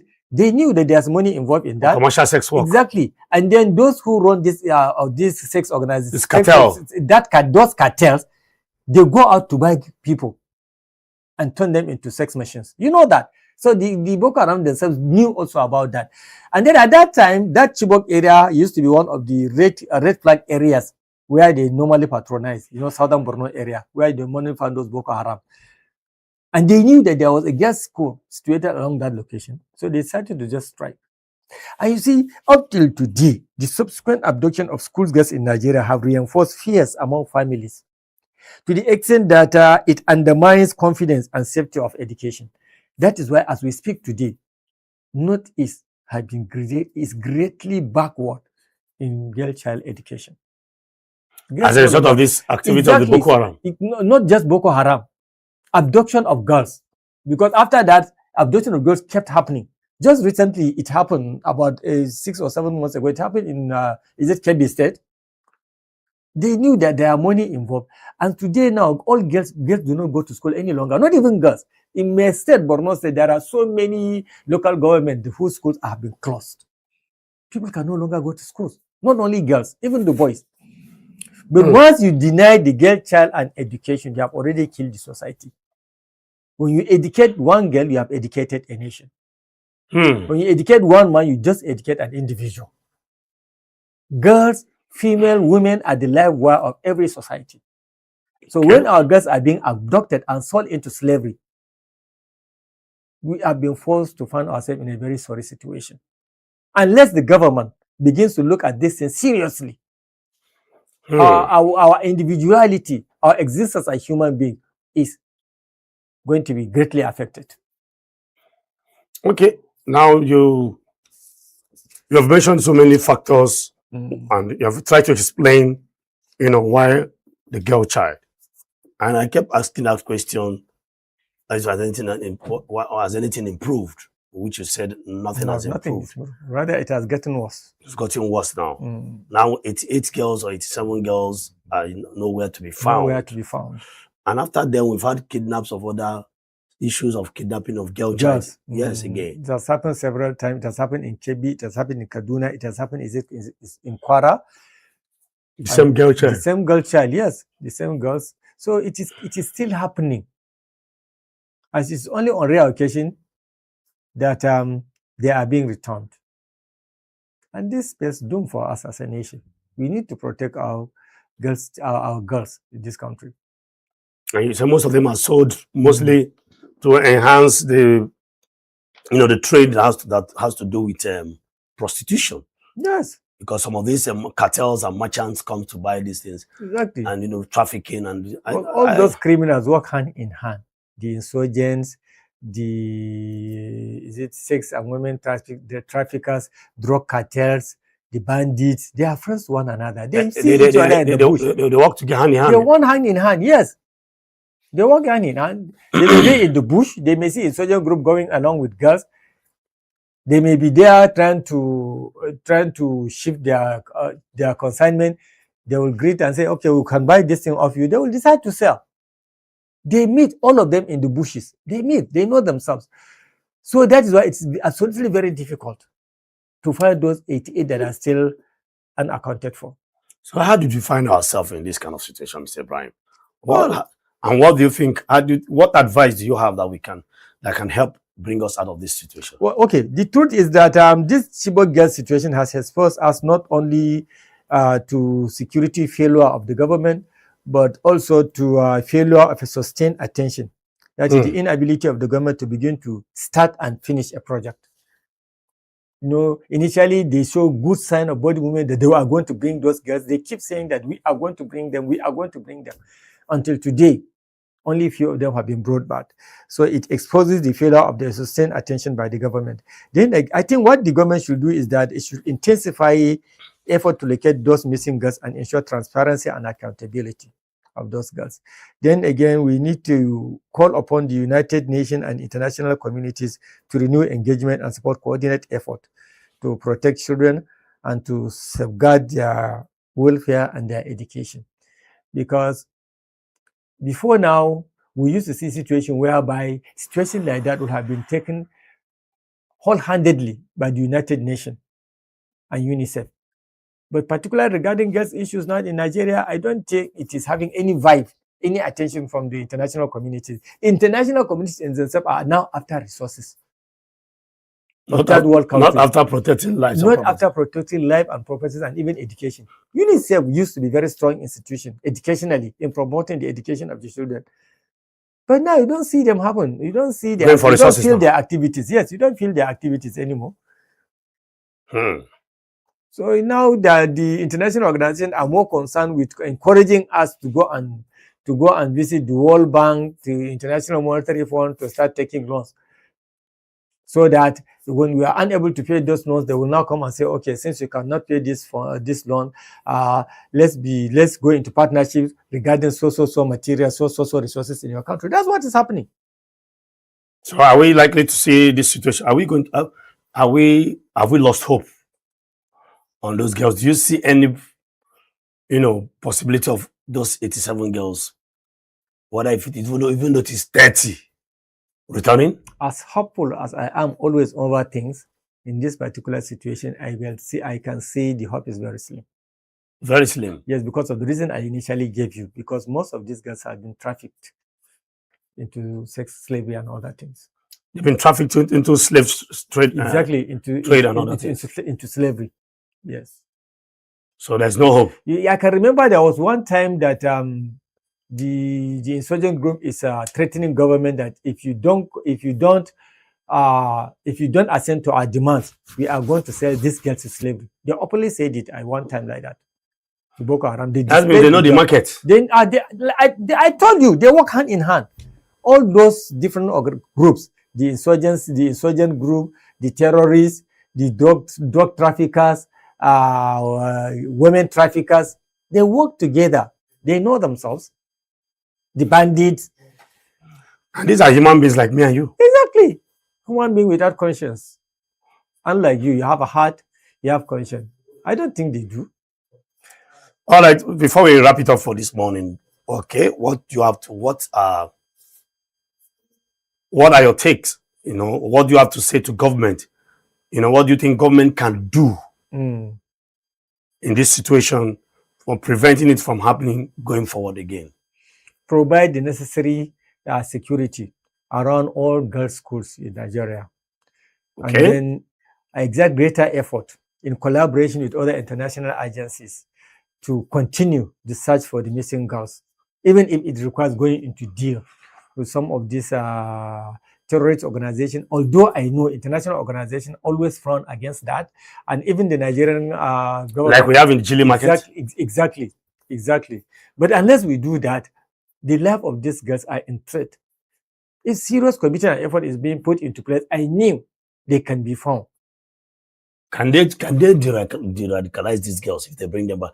Remove those traumas from them? Is it possible to rebrand these girls and bring them back to the house where they are? Professionals can argue that where they were before they were taken. They cannot be 100% okay, but they may be reintegrated back to society and they may live a normal life. Although it may take time and effort and money. They may get professional training, professional help, I mean. All right, thank you, Mr. Ibrahim, for doing a yeoman's job on this topic. And our prayer is that those 88 girls, wherever they are, God will be with them and see how it can help them. And we keep remembering them. Inshallah. Just like yesterday, 14th of April marks the 12 years after their adoption. We keep talking about them to further show them that we love them. They are part of us. And I'm sure some of them, wherever they are, must be watching all these things, knowing that Nigerians are still talking. Probably we never can tell that one of them could see this, and then find our way back home. Exactly. All right, this is P&B Morning Show here in the city of Abuja, and this is where we're going to wrap it up for this morning on the morning show. My name is Chidi Kenneth. Please do find time to follow us on our various social media handles, and then we can continue the discussion. Let the discussion what? Continue. Let it continues. Okay. Thank you very much. We'll see you tomorrow, same time, same station. For now, bye, and do have a wonderful day ahead.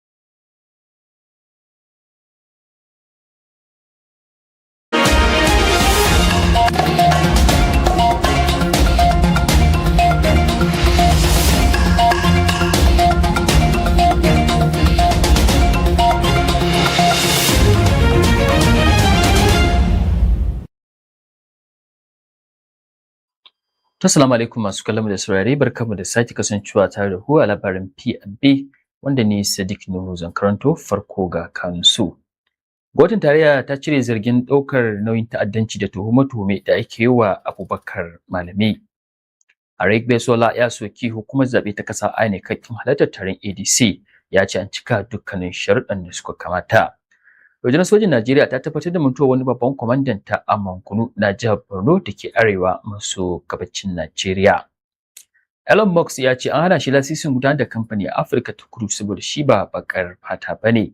Amurka ta yaba wa Najeriya bisa yanke hukunci ga 'yan ta'adda sama da 300 da hukumomi suka yi a ƙasar.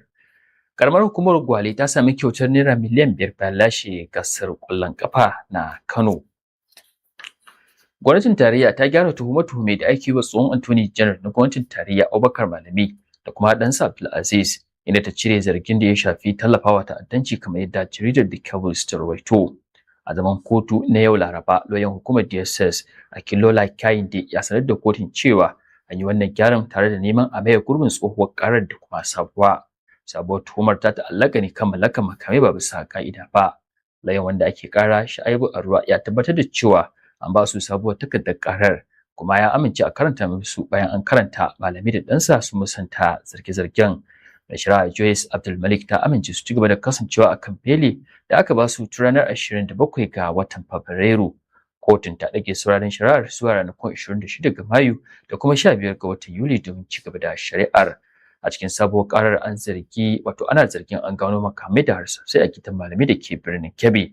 Tun da farko dai hukumar DSS ta gurfanar da Malami da ɗansa a ranar 3 ga watan Fabrairu bisa tuhume-tuhume 5 da suka shafi zargin rarrafawa ta'addanci da kuma mallaka makamai ba bisa ka'ida ba. A ranar 27 ga watan Fabrairu kotu ta ba da belin su akan kuɗi naira miliyan 200 kowannensu ba tare da sharɗa ba. Sakataren jam'iyyar ADC na Najeriya Rauf Aregbesola ya ce hukumar zaɓe mai zaman kanta ta ƙasa INEC ba ta da wata hujja ko doka da ta hana ta halartar taron jam'iyyar APC na ƙasa. Aregbesola ya bayyana haka ne a yayin taron ƙasa na ADC da aka gudanar a Abuja, inda ya jaddada cewa jam'iyyar ta cika dukkanin sharuɗa da doka ta tanadar. Ya ce dokar zaɓe ta tanadi cewa abinda ka iya sa a soke taron jam'iyya shine rashin sanar da INEC, amma ADC ta cika wannan sharuɗa tare da mika dukkanin bayanan da ake da bukata. A cewar sa jam'iyyar ADC ta aikewa hukumar zaɓe wasiƙa to a ranar 16 ga watan Maris, kuma hukumar ta tabbatar da karɓa ranar 17 ga watan Maris, wanda ke nuna babu wani uzuri na kin halartar taron. Aregbesola ya zargi INEC da nuna son kai da kuma yunkurin raunana jam'iyyar, yana mai cewa hakan na iya zama wata hanya ta baiwa APC damar nasara. Ya kuma yi watsi da hujja INEC da jingina matakin nata da hukuncin kotun ɗaukaka ƙara, yana mai cewa hukuncin bai hana hukumar ta sa ido akan taron jam'iyyar ADC ba. A ƙarshe Aregbesola ya jaddada cewa jam'iyyar ADC har yanzu jam'iyya ce da ka iya rajista wa waɗanda suke da buƙata. Hukumar hana sha da fatocin muggan ƙwayoyi ta Najeriya NDLEA ta bayyana damuwa kan ƙaruwar matsalar shaye-shaye musamman na wiwi a Najeriya, inda ta ce kimanin mutane biliyan 10.6 ke shan taba wiwi a ƙasar nan. Hukumar ta ce yawaitar masu shan wiwi na barazana ga lafiyar al'umma da tsaro, tare da kira da ɗauki matakan gaggawa domin taƙile matsalar. Shugaban NDLEA Muhammad Buba Marwa ya bayyana hakan a jiya yayin lacca da aka gabatar akan illar miyagun ƙwayoyi a bikin yaye ɗalibai karo na 26 na jami'ar Yakubu Gawan. A cikin jawabin nasa, Marwa ya gargaɗi ɗaliban Najeriya ta su guji shaye-shaye, yana mai cewa jin daɗi na ɗan lokaci ne sai kuma lalata makomar rayuwarsu. Ya kuma taya ɗalibai da suka kammala karatun murna, yana mai cewa bikin yaye ɗalibai ba kawai bikin nasara ba ne, lokaci ne na yin tunani kan mataki da kuma shawarwari na rayuwa da ya kamata a ɗauka domin ci gaba. Akalla mutum biyu sun rasa rayukansu a wani sabon hari da wasu mahara suka kai a garin Atafa da ke karamar hukumar Agatu a jihar Benue, arewa maso tsakiyar Najeriya. Mazauna yankin sun ce harin ya faru ne da yammacin ranar Litinin sa'o'i kaɗan bayan wasu hare-hare da suka kashe mutane 14 a Edeku da ke jihar ta Benue. Wani mazaunin yankin da ya nemi a sakaye sunansa ya bayyana cewa waɗanda aka kashe na cikin tawaga da ke neman mutane da suka ɓace bayan hare-haren baya. An binne ɗaya daga cikin waɗanda aka kashe a ranar Lahadi. Hare-hare na ci gaba da faruwa a ƙauyuka da ke kan iyaka da Afa da Agatu kusan kullum tsawon watanni 3 ana samun wannan matsala. Sai dai jami'in hulɗa da jama'a da 'yan sandan jihar Benue DSP Odeme Edet ta musanta adadin waɗanda aka sanar da an kashe. Ta ce ba a samu wanda ya mutu ba, amma harsashi da ya kauce wa hanya ya ji wani mutum ɗaya rauni wanda aka kula da lafiyar shi a asibiti. Ta kuma ƙara da cewa ɗaya ya ɓace ana ci gaba da neman sa, yayin da jami'an tsaro ke bibiyar waɗanda ake zargi da aikata wannan mummunan hari. Tsohon ministan sufuri Rotimi Amechi ya buƙaci jam'iyyar ADC da ta zaɓi ɗan takarar shugaban ƙasa mai ƙarfi wanda zai iya kayar da shugaba Bola Tinubu a zaɓukan 2027.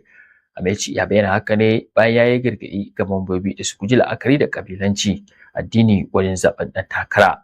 Ya ce dole ne jam'iyyar ta haɗu guri guda domin fitar da ɗan takara mai nagarta. Yana mai tunatar da yadda suka yi a zaɓukan 2015. Gwamnan jihar Rivers ɗin ya kuma soki gwamnatin Tinubu, ya zarge ta da tauye 'yancin 'yan adawa bayan da aka ce an hana ADC amfani da wurare a Abuja domin gudanar da taron su. Amici ya ƙara cewa gwamnati na amfani da hukumomi wajen tanniya ga 'yan ƙasa tare da kasa magance matsalolin tsaro tattalin arziki da ke addabar Najeriya. Ya jaddada cewa halin da Najeriya ke ciki a yanzu yana da matuƙar muni, yana da kuma buƙatar sauyi. Gwamnatin jihar Katsina ta amince da wani sabon doka tare da kaddamar da shirin kafa runduna ta musamman domin yaki da matsalar 'yan sara suka da ke addabar al'ummar jihar. A cewar gwamnatin jihar, matakin na daga cikin kokarin karfafa tsaro a jihar, musamman ma a yankunan karkara da ke fama da hare-haren 'yan bindiga a jihar ta Katsina. Rundunar sojin Najeriya ta tabbatar da mutuwar wani babban kwamandanta da ke jagorantar sassanta na Manguru a jihar Borno da ke arewa maso gabacin Najeriya, wani sabon hari da mayakan Boko Haram suka kai. Cikin wata sanarwa da kakakin rundunar Operation Haɗin Kai mai yaƙi da Boko Haram, Sani Uba ya fitar, ya ce kwamandan, wanda ba ambaci sunansa ba, ya game da ajalinsa ne bayan da motar da yake ciki ta taka wani abin fashewa da mayaka suka dasa. Sojojin sun kuma nuna alhinin su kan rasuwar babban jami'in da sojoji ke aiki tare da shi. Mutuwar babban jami'in sojin na zuwa ne kasa da mako ɗaya bayan rahotanni da suka ce mayakan Boko Haram sun kashe jagoran sansanin sojin Najeriya da ke garin Benin Sheikh, Brigadier General Breba, a wani hari da aka kai a cikin dare a sansanin sojojin. Ba wannan ne karan farko da mayakan Boko Haram ke kai harare kan mayakan Najeriya da ke arewa maso gabacin Najeriya ba.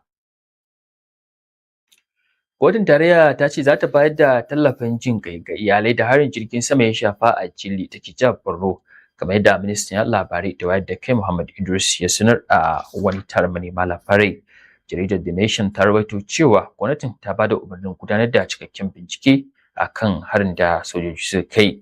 A wata sanarwa da aka fitar, ministan ya mika ta'aziyya ga gwamnati da kuma waɗanda abin ya shafa tare da bayyana matakan da za a ɗauka domin tallafawa al'ummomin da hararen suka shafa.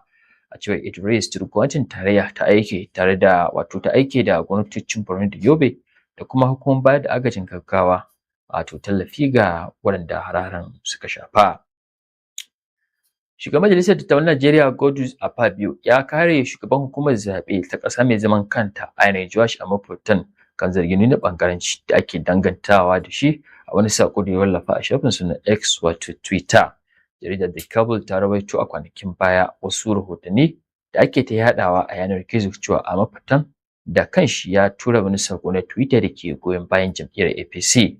Da yake jawabi a jiya Talata yayin kaddamar da aikin shalkwatar hukumar shige da kuɗaɗen shiga ta RS na Abuja, Akpabio ya karyace zargin, yana cewa fitar da kullin 'yan siyasa ne. Ya ce sun kawo wani sako inda suka ce shugaban INEC ya ce nasarar tabbatacciya ce, amma bai ce nasara ta APC ba, bai kuma ce PDP ba. Ya kara da cewa an wallafa sakon ne tun kafin Amopitan ya zama shugaban INEC a lokacin da yake malami a jami'a. A cewar sa kuda kuwa an karkata ga sakon ko a'a, ya dai ce nasara tabbatacciya ce, a wannan lokaci ba shugaban INEC bane, malami ne kawai kuma yana da ra'ayi ya bayyana ra'ayoyinsa. Sai da shugaban majalisar ya jaddada cewa dole ne masu rike da mukamman gwamnati su kasance masu nuna adalci da rashin bangaranci, musamman a harkokin da suka shafi siyasa da shugabanci a Najeriya. Yanzu kuma sai sashin labaran ƙetare.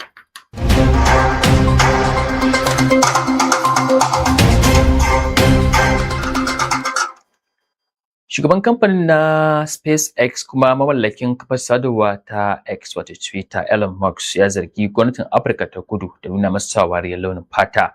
Yana cewa an hana ma kamfanin shi ne Starlink lasisi saboda shi baƙar fata ne a ƙasar. A wasu jerin sakonni da ya wallafa a shafinsa na X wato Twitter, Musk, wanda aka haifa a Afirka ta Kudu kuma shine yake da arziki da yafi kowa a duniya, ya zargi manufofin ƙasar musamman na kasuwanci ga tauye fararen fata.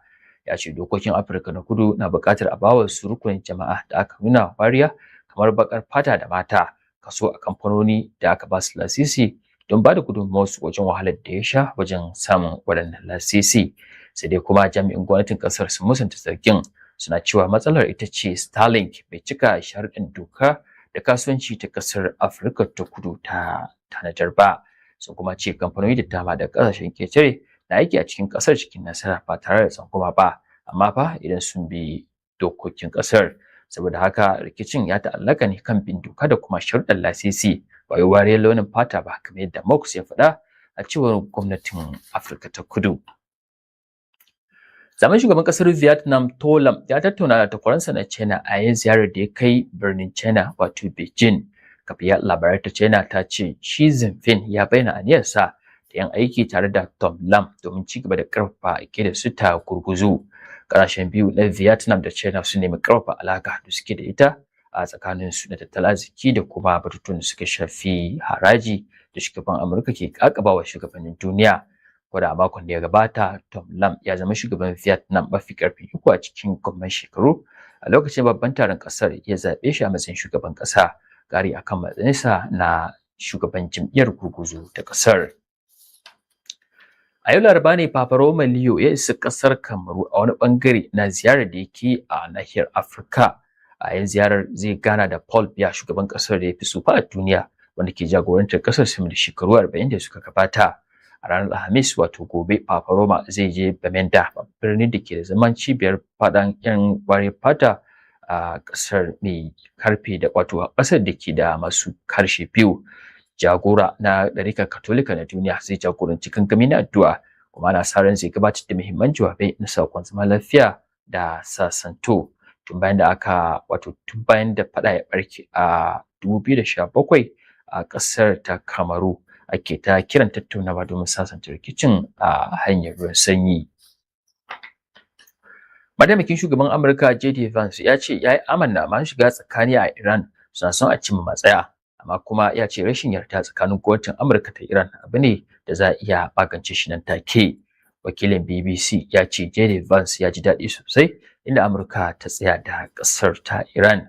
Ya bayyana haka ne bayan da shugaba Trump na Amurka ya nuna cewa tattaunawa zagaye na biyu a Pakistan za ta iya kasancewa nan gaba kaɗan a wannan mako. A ƙarshen makon da ya gabata, tattaunawar da aka yi a Pakistan akan batun sake buɗe mashigar Hormuz da kuma makomar shirin nukiliya na Iran ta warware, abin da ya kai ga Amurka ta datse tashoshin jiragen ruwa mallakin ƙasar ta Iran. Yanzu kuma sai sashin labaran wasanni.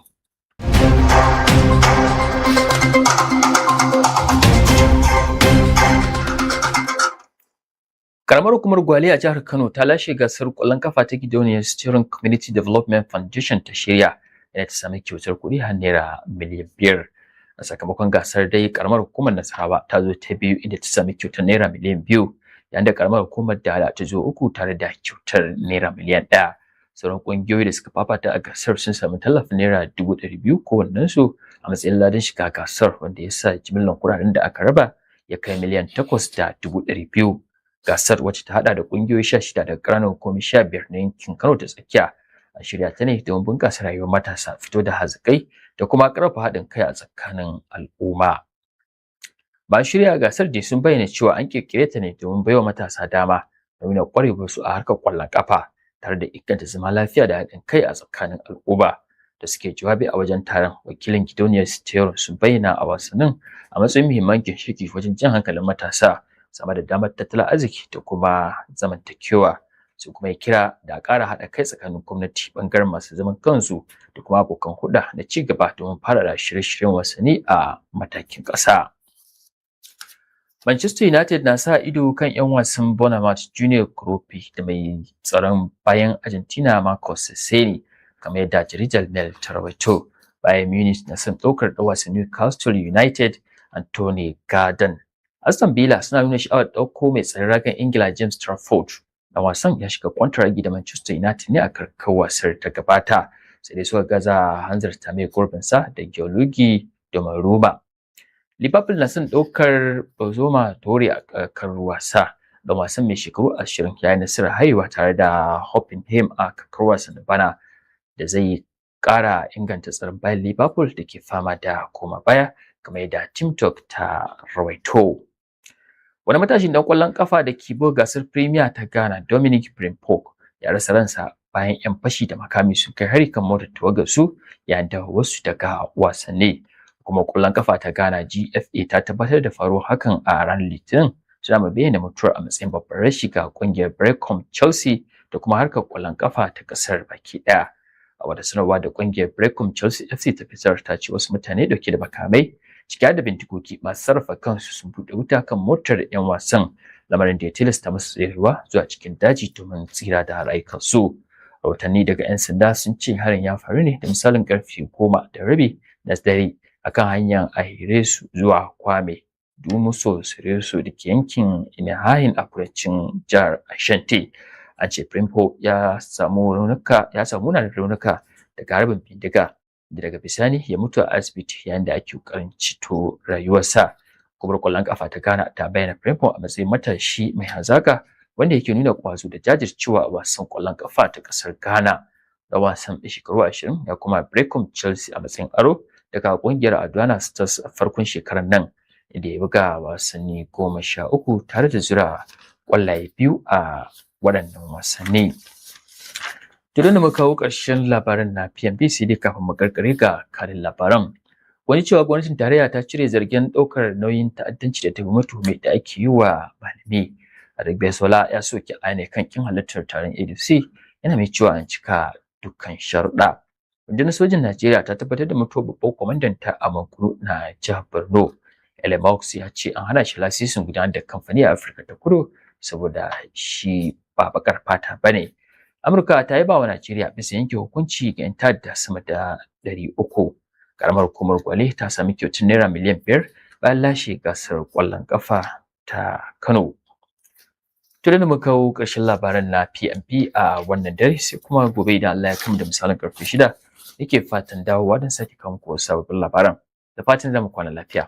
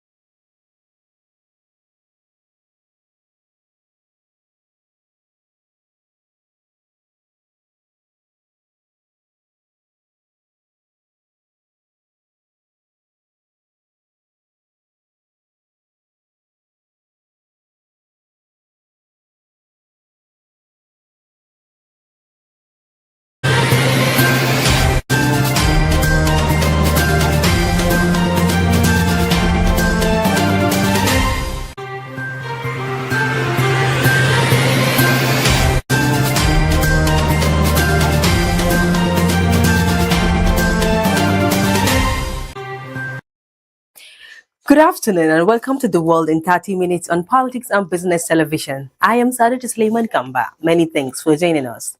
The headlines. An international media investigation exposes alleged network helping migrants fake asylum claims in United Kingdom. Iran threatens trade disruption of our U.S. naval blockade as regional tensions rise and diplomatic exchanges continue. Ex-company director jailed for 13 years for decades of violent sexual abuse in Highlands case. Teacher banned after sending inappropriate messages to sixth form students. Details of these news stories and more content to come after the short break. Do stay with us.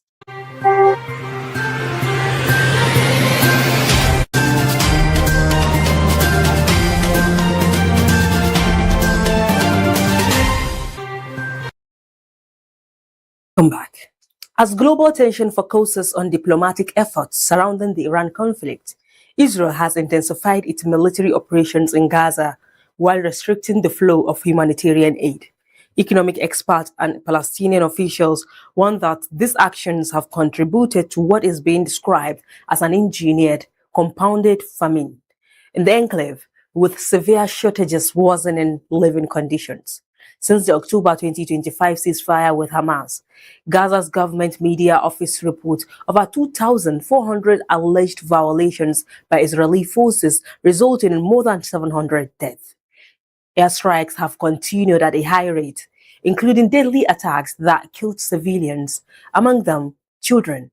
The escalation coincided with heightened regional tensions, particularly during a period of military activity involving Israel and the United States against Iran. Aid deliveries have fallen significantly below agreed levels, with only about 37% of the required aid trucks and 14% of fuel shipments entering Gaza in the past 6 months. Daily figures show far fewer trucks than the 600 required under the ceasefire, while the key crossings have been shut, further limiting access. In the past 5 weeks alone, over 100 people have been killed, and the overall death toll since October 2023 has surpassed 72,000, highlighting the ongoing humanitarian crisis. Iran military has accused the United States of violating a ceasefire through its continued naval blockade of Iranian ports, warning of potential escalation. The Qatam Al-Anbiya Central Headquarters stated that if the blockade persists, Iran could restrict all trade through the Red Sea, the Gulf, and the Sea of Oman, describing the situation as a possible precursor to further breaches of the ceasefire. Meanwhile, former US President Donald Trump claimed he had asked Chinese President Xi Jinping not to supply weapons to Iran, saying Xi denied the allegation. However, US media reports suggest that intelligence assessment had raised concerns that China might be preparing to send advanced weaponry to Iran, adding to regional tensions. In a separate development, Iranian national Mahdi has returned to Iran after being imprisoned, part of a detainee exchange. Her release follows the return of 2 French citizens. At the diplomatic level, senior officials from the UAE and Iran have also held talks.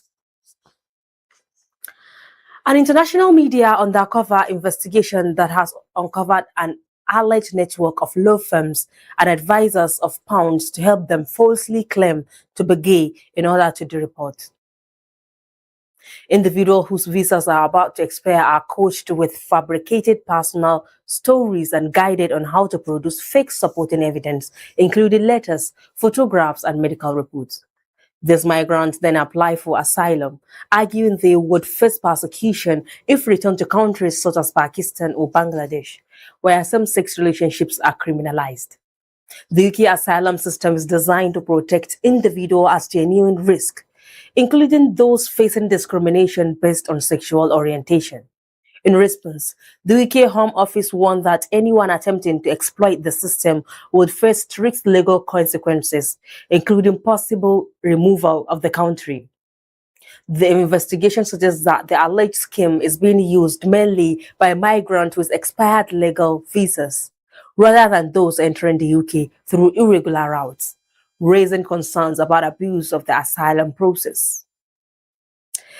The NCP-owned car park at Belgrade Plaza in Coventry is set to close at 11:59 on Thursday after its owners went into administration last month. The sudden development caught Coventry City Council off guard, with officials saying they only become aware of the closure after noticing signs posted on Tuesday. Belgrade Theatre's interim CEO, Emma Flatley, expressed disappointment, noting that no prior notice was given.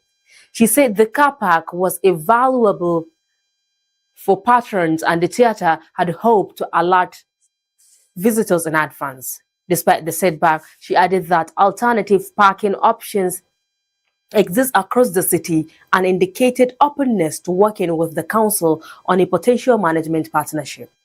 City Council officials confirm they are in early discussions about possibly taking over management of the site, though no decision has been made.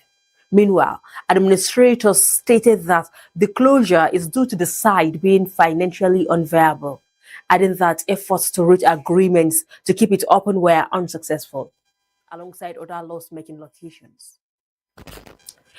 John Dodd, a 41-year-old former company director, has been sentenced to 13 years in prison after being found guilty of a series of violent and sexual offenses against 2 women in Scottish Highland, convicted on 14 charges at the High Court in Edinburgh. His crimes spanned from 2004 to 2022 across locations including 10, Alness, Inverness, and Clashmore. The court heard that Dodd subjected his first victim to repeated rape and assault, including a particularly disturbing incident in which he raped her while she was heavily pregnant and receiving treatment in a hospital bed. He also attacked and abused her at various locations, often while described the actions as almost unbelievable and highlighted the severe physical and emotional harm inflicted. Though those who carried out prolonged abuse against a second woman between 2021 and 2023, involving violence, coercive control, and sexual assault. He restricted her movement, monitored her communications, and subjected her to intimidation and harassment, including explicit message and stalking behavior. The judge noted that those showed no remorse, instead blaming his victims, and emphasized the sustained and controlling nature of his abuse. You are still watching The World in 30 Minutes live on Politics and Business TV. Still to come, military kills 2 men in new strike on vessel in Eastern Pacific. Stay with us.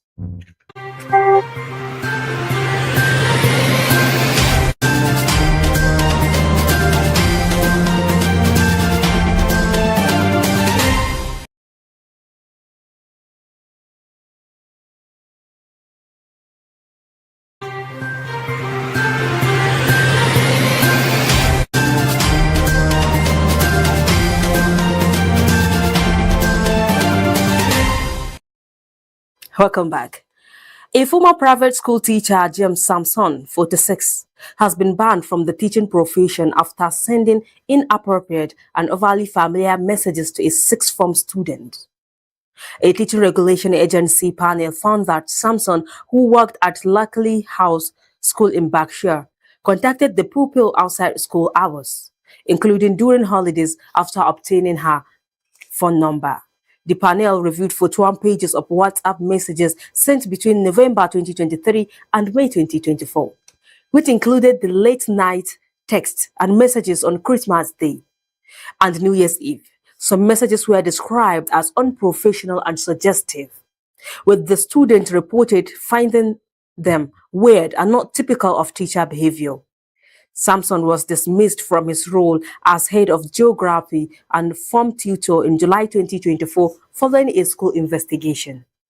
The TRA concluded that his conduct was highly inappropriate and fell well below professional standards, although it did not find sufficient evidence to prove sexual motivation. As a result, Samson has been prohibited from teaching in any educational or childcare setting in England, with the option to apply for the ban to be reviewed from April 2028. The former US President Donald Trump has publicly criticized Italian Prime Minister Giorgia Meloni, expressing disappointment over her refusal to support military action against Iran. In an interview with an Italian newspaper, Trump questioned her resolve, accusing her of failing to confront what he described as the threat of nuclear-armed Iran. The remark comes shortly after the Meloni condemned Trump's criticism of Pompeo, who has repeatedly called for an end to the conflict in the Middle East. Trump also suggested that Meloni has shifted from being a close ally, noting that they have not communicated recently and accusing her of not contributing enough to NATO efforts. Expanding his criticism, Trump described NATO as ineffective and accused European countries of lacking the willingness to defend key strategic interests such as Strait of Hormuz. He further argued that immigration is negatively affecting Italy and Europe, claiming that both the country and its leadership have changed from what he previously perceived. Leaked Iranian military documents and satellite data reported by an international media suggests that Iran's IRGC Aerospace Force secretly acquired a Chinese-built satellite in late 2024 through a commercial in-orbit transfer.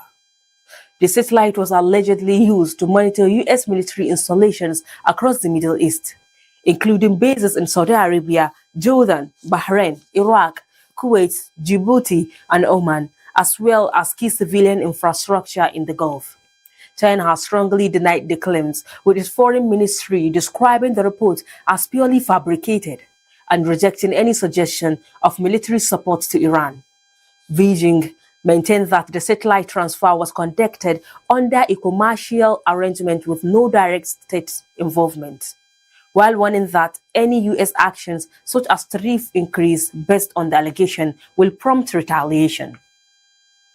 The development comes amid a fragile ceasefire between the US and Iran, following stalled negotiations, and raises concerns about the use of advanced surveillance technology in ongoing tensions. If confirmed, the situation could deepen US-China rivalry, trigger pressure in the Gulf, while also prompting calls for tighter global regulations on satellite technology and its role in modern warfare.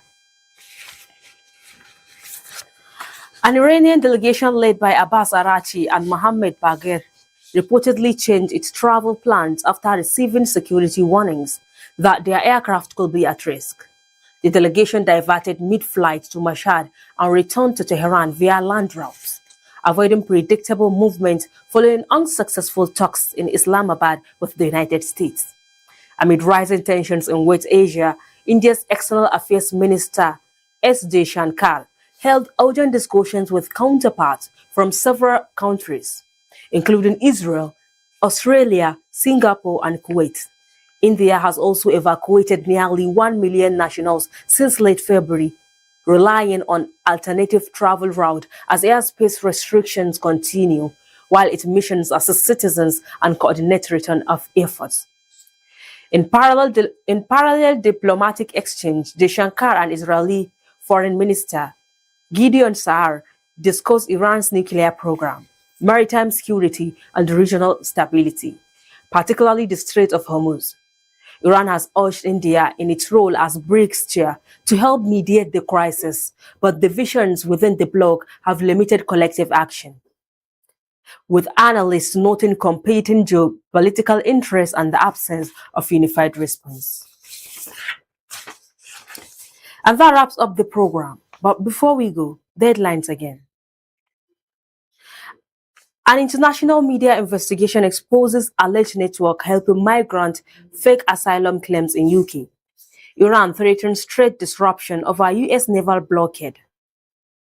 Ex-company director jailed for 13 years for decades of violent sexual abuse.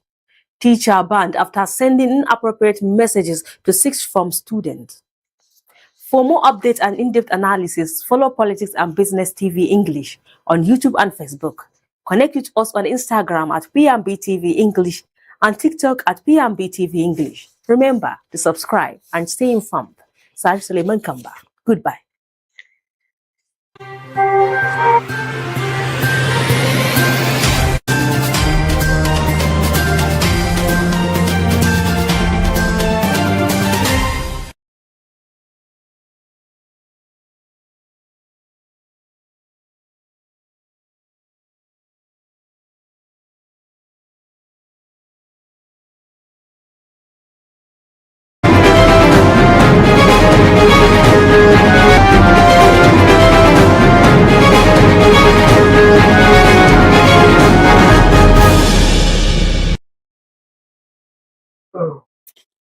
A very good afternoon and many thanks for joining us. You are watching news updates coming to you live on Politics and Business Television Abuja. I am Felicia Michael Dunka. The Nigerian Customs Service has intercepted smuggled goods including petroleum products, donkey skins and other contraband valued at 98,375 million naira across Adama and Taraba states. Within a 6-week period, the area controller ACG Aminu Tako said the seizures were achieved through sustained intelligence-led operations aimed at curbing smuggling and protecting the national economy. According to him, multiple interceptions were made at different locations, including large quantities of second-hand clothing, pharmaceutical products, raw donkey skins, donkey meat, and significant volumes of premium motor spirit (PMS) and automotive gas oil. The operations also led to the seizure of over 1,288 jerrycans and several drums of petroleum products, totaling tens of thousands of liters. Tako stated that the total duty paid value of all seized items stood at 98,375,325 naira, in line with provisions of the Nigerian Customs Service Act 2023. He warned that smuggling activities pose risk to national security, public health, and economic stability, adding that offenders will face arrest, prosecution, and forfeiture of goods under his command. The Lagos State Police Command's Rapid Response Squad has arrested an 18-year-old suspect, Dogara John, for allegedly vandalizing reflective road safety installations on the Third Mainland Bridge. He was reportedly caught on April 6, 2026, while removing road studs designed to improve visibility and guide motorists, particularly at night during poor weather conditions. According to the police, 20 of the reflective studs were recovered from the suspect at the scene. Authorities explained that the installations are essential for road safety, helping drivers stay on course and reducing the risk of accidents on the busy bridge. The command condemned the act of vandalism, with the Commissioner of Police reiterating a zero-tolerance stance on the destruction of public infrastructure. He warned that such behavior endangers lives and undermines safety efforts, while urging residents to report suspicious activities and assist ongoing investigations. The Nigerian Army has intensified clearance operations against bandit groups in Bauchi State, recording new gains in ongoing offensives across criminal hideouts. Troops of the 33 Artillery Brigade, in collaboration with the Office of the National Security Advisor, carried out an operation in the Dajin Madam Forest, targeting notorious camps such as Azuge and Hari. During the operation, several bandits were reportedly neutralized, while others fled due to sustained military pressure. Security forces also arrested 19 family members of the suspects, including women and children, and destroyed motorcycles used by the criminals to restrict their movement. A range of items was recovered, including ammunition, drugs, uniforms resembling those of security agencies, and horses allegedly used for operations. Following the assault, troops maintained the control of the forest to prevent regrouping, while a follow-up operation in Mainamaji recorded to contacts indicating reduced militant presence. The army reaffirmed its commitment to sustain pressure on criminal groups and urged the public to provide timely intelligence to support ongoing security efforts. And that wraps up this news update. I am Felicia Michael Dunka, saying goodbye.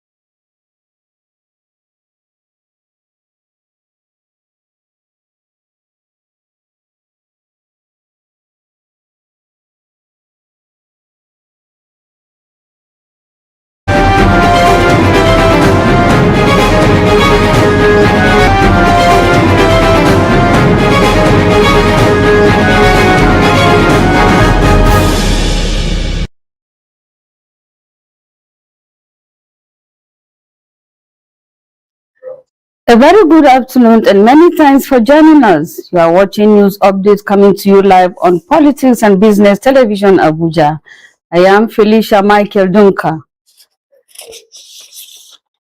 Leaders of the African Democratic Congress (ADC), including David Mark, Rauf Aregbesola, and Atiku Abubakar, have declared that Bola Tinubu will face a tough contest in the 2027 elections. Speaking at the party's Abuja convention, they criticized the administration over worsening insecurity and economic hardship, with Peter Obi and Rotimi Amechi also raising concerns about rising poverty. However, the party is embroiled in a deep internal crisis as a faction led by Rafiu Bala rejected the convention and plans to hold a separate one. The dispute traces back to the end of Ralph Nwosu's tenure in 2022, which led to disagreements over succession, competing leadership claims, and prolonged factional battles. The crisis has been worsened by actions from the Independent National Electoral Commission (INEC), which delisted key figures like Mark and Aregbesola following a court order to maintain the status quo. Ongoing legal disputes and internal divisions continue to raise concerns about the ADC's unity and preparedness for the 2027 general elections. The Nigerian's public debt rose significantly to 157.28 trillion as of December 21, 2025, according to the Debt Management Office, marking a year-on-year increase of 14.61 trillion naira, 10.1% from 144.67 trillion naira in 2024. In dollar terms, the debt grew from $94.23 billion to $110.97 billion, while on a quarterly basis, it rose by $5.98 trillion naira from September 2025.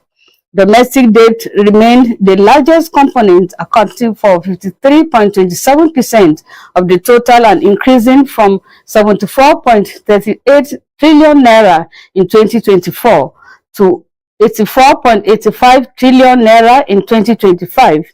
The federal government held the bulk at 80.49 trillion naira, with states and the FCT accounting for 4.26 trillion naira. This continued reliance on local borrowing highlights efforts to finance fiscal deficits internally, with figures based on exchange rates from the Central Bank of Nigeria. External debt stood at 74.43 trillion, 46.73% of total debt, rising from 70.29 trillion naira in 2024, with the federal government accounting for 66.27 trillion naira and states FCT 8.16 trillion. Despite the overall increase, the debt structure remained relatively stable, with a slight shift toward domestic borrowing compared to the previous year. At least 2 people were reportedly killed in a fresh attack by suspected armed invaders on Atakwa community in Agatu local government area of Benue State. The incident occurred on Monday evening, just 24 hours after early attacks that allegedly left 14 people dead in nearby communities within Upper local government area, highlighting growing insecurity in the region. Residents said the victims were part of a search team looking for missing persons following previous attacks. According to a local source, one of the victims had just been buried a day earlier, with communities along the Agatu Upper axis reportedly facing near deadly attacks over the past 3 months. And with that, we wrap up the news update. Thanks for watching. I am Felicia Michael Dunker saying goodbye.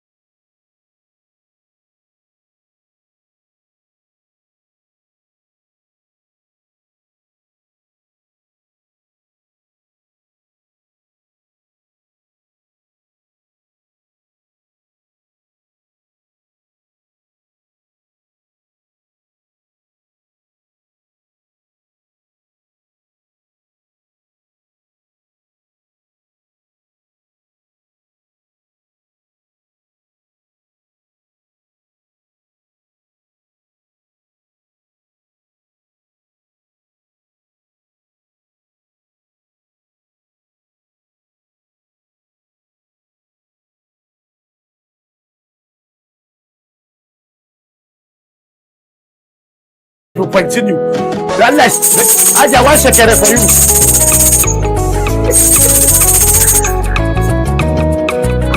Let's go. So when I finish, I'm coming back from break. Oh? There is a break in transformer.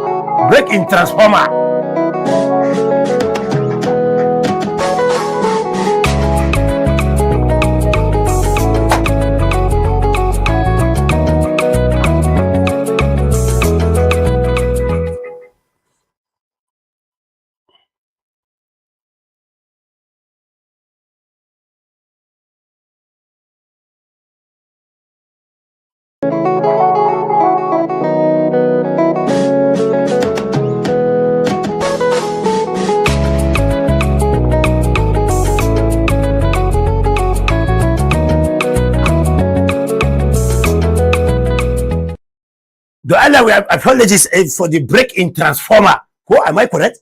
Is it break in transformer? Break in okay? Break in transmission. So I went to go on break. You know, my body is not a firewood. I'm not using kerosene. So I went to drink something so that I can cool my, my urgency that is plasmodically affecting my internal refrigerator. Are you aware? So if you don't understand, go and ask Google. So, Aroma Tito Obi and Conquest, so they flash me. So I went to call them. They don't have a recharge card. So I say, let me find out the true situation of ADC. And the P2B, P2B, she doesn't have a credit. She doesn't have credit. She not they spend shishi. P2B, she's not spending shishi. So she doesn't have a recharge card. That is why I went to call him with my recharge card after I see 3 flash. Okay, no problem. I thought it's a good somebody for, but next time have a credit. So this is story time once again. My name is Madam CK on Politics and Business Television. Like I said earlier on, I have gone to confirm from the people for ADC. Wallahi, ADC, wallahi, those people, it's about all the wahala. All the mago, the abuna kuma, the kusukurima, the rigima, the komi. Yesterday, finally, she is about to go. And as I was singing that song, finally, she has about to go. Well, they have finished their conversion. Now, ADC, she has come she has come to stay. Before the mechanic, she's going to play the video. Let me tell you what happened. Before now, ADC, she talks, says they want to use Ego Square. According to story. So, Inyandeba, he refused to Inyandeba. Because Inyandeba means you give this one, you give this one. Because that's my every time I sing that song. Inyandeba. I make you give this one, you give this one. But this time around, Inyandeba, he did not Inyandeba this Ego Square. She refused to Inyandeba this Ego Square. Yes. I saw it on the letter where ADC, she writes and say, Allah, I want to use Ego Square. Inyandeba, he did not Inyandeba. So, Mr. Inyandeba, what happened to your song? Because the meaning of your song is Inyandeba. That is, you give here, you give here. You give here, you give at all. But this is why you don't give ADC Ego Square. Why? So I don't know your reason, whatever reason, so it is your reason. But next time, Allah, when you want to sing that Inyandeba, you come for consultation. Let me tell you what is the meaning of Inyandeba. Because as far as I'm concerned, you did not Inyandeba Ego Square. And that is according to section 1, subsection 2, Maraba, Nyanya. What you have done is tantamount to a political brouhaha of the highest order, which is allegedly, English is not my father, even though I don't know even though I'm chopping my mother tongue. But however, please, this is the kind of politics we are playing in Nigeria. We are one Nigeria. You see, what that is why that song is very good. When you say, Inyandeba, but please try next time Inyandeba. So, after the whole mago and the whole wahala, ADC, finally, she is about to go down. ADC, she has done her conversion. Yahoo! Hey, they are. Well, like this, they are very stubborn people. Every Supreme Court, they say you are go whole conversion. One Dandusa, Obina Kuma Dandusa, she say, Kuma is not going to hold this one. The other one, Kuma is now. Conversion, she has gone, she has happened. Congratulations to David Mark. She is now the chairman of the African Democratic Parties. And now Arebo Sola, she has to come. But there's something that happened before I watch the video. So, David Mark say, bye bye to Jati.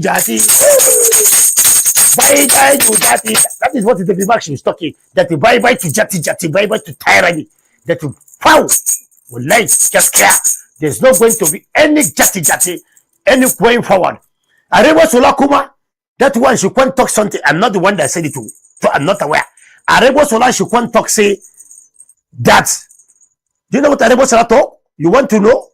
You want to know what Arebo Sola talk? You can't follow me on my social media handle. That mechanic show us. Show them my social media handle. Yawa, that is my social media handle. Social media. Is it media ko media? Ko social media. Media ko? You are very stupid. Social media handle. Go and see what Arebo Sola should talk. It's not me that talk it to, but you want to hear it. Arebo Sola should talk, say that renewed hope is a wayo. Kai, Arebo Sola, you are not afraid? How can you say that you renewed hope is a wayo? That is what Arebo Sola talk. Then Fit Obi, oh, you want to know what Fit Obi talk? Kai. Fit Obi, she can't talk. Go to my social media. Yo, that is Fit Obi. You know, he flash me, I call him because he doesn't have a recharge card, but I call him. So and I send him 200 naira recharge card, allegedly. Fit Obi, she has gone to talk something. If you want to know what Fit Obi talk, all of you, I'm able, go to my social media handle. Go to my social media handle and then check what Fit Obi she talk. But if, in case you don't have social media, so let me tell you, Fit Obi say, oh, Nigeria is Boro Post. Borrow post. That in Nigeria, the way we are borrowing money, we lie. We are one of the highest borrow in Nigeria, in the whole universe. Kai, do you agree? If you agree what to Fit Obi, Arebo Sola, and David Mark, she has talked. Follow me on my social media. On social media, Hanu, you are going to see what they talk. It's not me, oh. I'm not the one that talk it. Now, to the video. Mechanic Kai, focus on your focus, Allah. I'm talking, you are talking. Who is the talkist? Focus on your video. Then show me the video. You see, this is mechanic. That's my problem with you. ADC. All right. It sounds different. Very, very different. A, D, and C. Arise and shine, Nigeria. That sounds better. Well, the last but one speaker said she was speaking for the Senate. The last speaker said she was speaking for the House of Rep.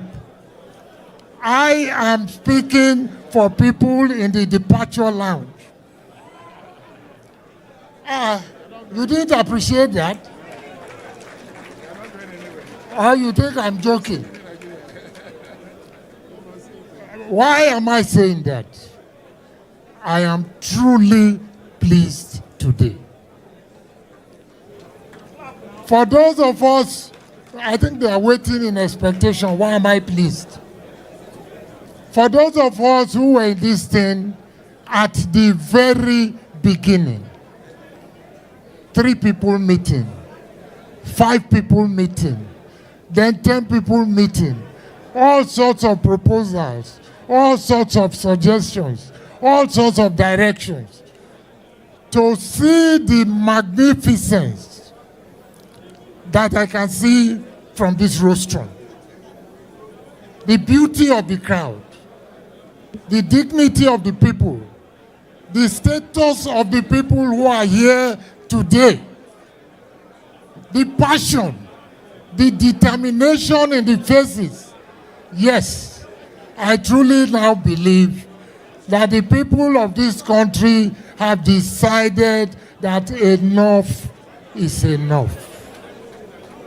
Enough is enough. For those who speak pidgin, the translation is, our mumu, he don't do. He want too much self. So, I am pleased today.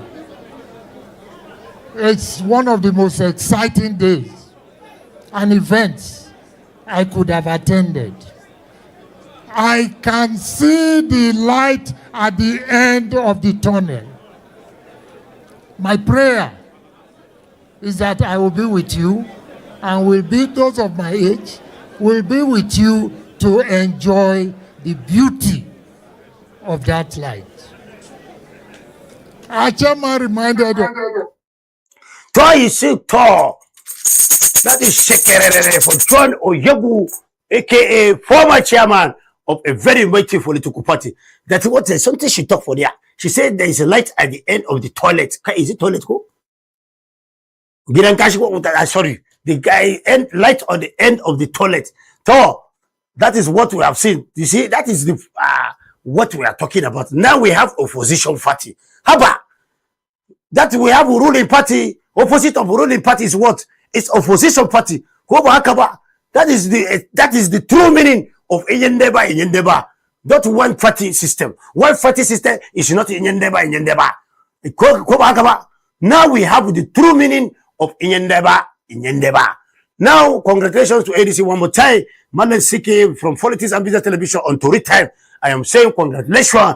Now, the most crusty, she has gone to stay. That is the government by the people, with the people, without the people, even for people and minus people. Do council is people. Provided there is people, what matter is that people should make a democracy.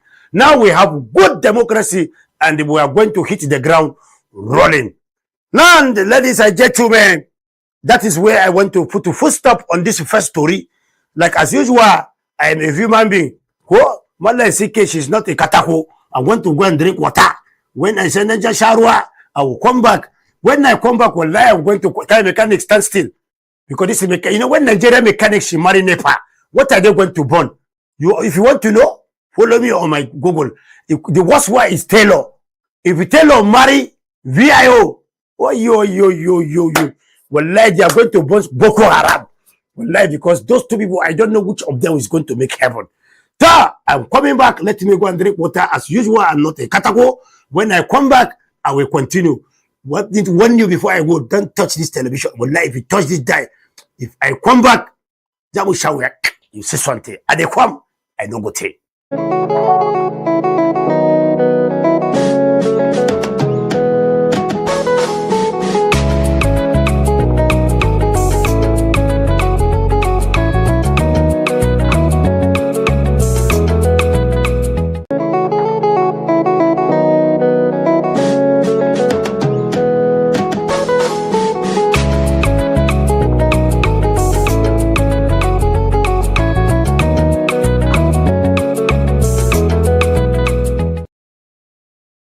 Thank you very much once again for joining me live. For joining me alive. And live on Politics and Business Television. The program is Story Time. And my name is ever stable, constant, no shaking, no kind, aka Malam Sike, aka Mr. Exportable and Mr. Desirable. Now back to the issue. Yesterday, 14th of April, Allahu Akbar. It was 12 years. When this Boko Haram, she went to one school, she called it Chibok's girls. She carried those girls, she ran away. What people she call it assumption. Is it assumption? Is it assumption? Abduction. Mechanic, Allah correct me. Is it assumption? Okay, assumption. You didn't go to school. You are very school. See, that Boko Haram, for 12 years, they carry people's children. Girls for Nyarinya. Look at the picture. This was the time they carried them. Now, all these girls, they are not big mama. They are not big mama. Pa. Now, look at the picture. Kai. La ilah. So, we want to thank God that some of them, she has come back. Some have gone to school. So, they don't marry. So, Ama, government, they have come to tell us in newspaper. I mean, the newspaper she has come to tell us that 87 of them she remain. So we don't know what that 87 of them will remain, but our prayer is that Allah is going to protect them. May God continue to guide them. May God continue to touch their hearts that are small, they will be coming back. And let me let you know something. This is Boko Haram. Something, okay, look at the video, the one that she has come back. So even come with the baby. Oh. Wallahi, some have grown into big women. We remember the 12th year anniversary of our adoption and how far we have come. Although our adoption was a traumatic experience, today we want the world to know that we are more than our peers. We represent the symbol of hope and resilience for women and girls with similar experience like us. And education has helped and shaped us in so many beautiful ways through our experience. With education, we have become more empowered with knowledge and skills for our development. So much that the world can now hear our voices. Just as it is for us, we want same for other women and girls like us. Today, we also humbly celebrate 12 of our colleagues who will be graduating this month from the American University of Nigeria. Create opportunity We to want to appreciate the federal government of Nigeria, the American University of Nigeria, and other private individuals for their support and encouragement. We do not take it for granted. We are sending a plea and reminder for the world to invest in the education of women and girls for a more suitable society that gives all individuals opportunity to fulfill their potentials. Thank you. Wallahi, this video, anytime I watch it, it's like I want to cry. But cry, come I look for cry, I don't see. Where she go to, I don't know. But you see, this thing is a very traumatic something. How can somebody come and carry somebody? Like me now, I have 5 daughters. 5, when they have you, uku, hudu, biar, then you come and, wallahi, tallahi. Well, it's not my prayer. But we want to thank God, at least we have recovered some of them. And from the video, we are seeing that they are doing very well.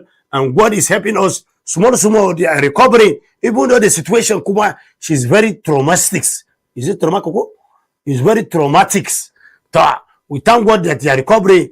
And our prayer is that this kind of bad something, it don't happen again. You say amen. Amen.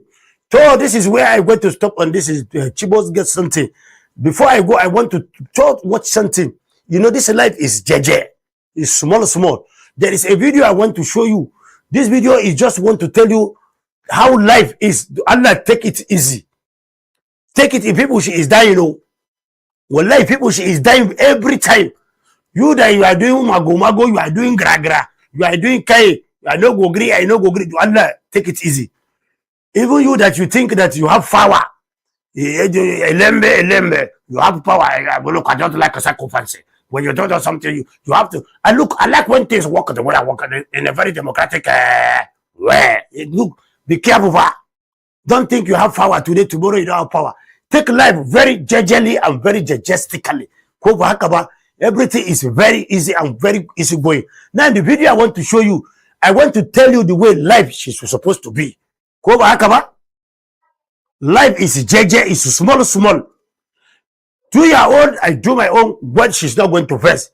Tell the mechanic, play me that video so that you want to see the way life is supposed to be. There is this video. This is how we do it. It's about to go down. It's about to go down. So life is.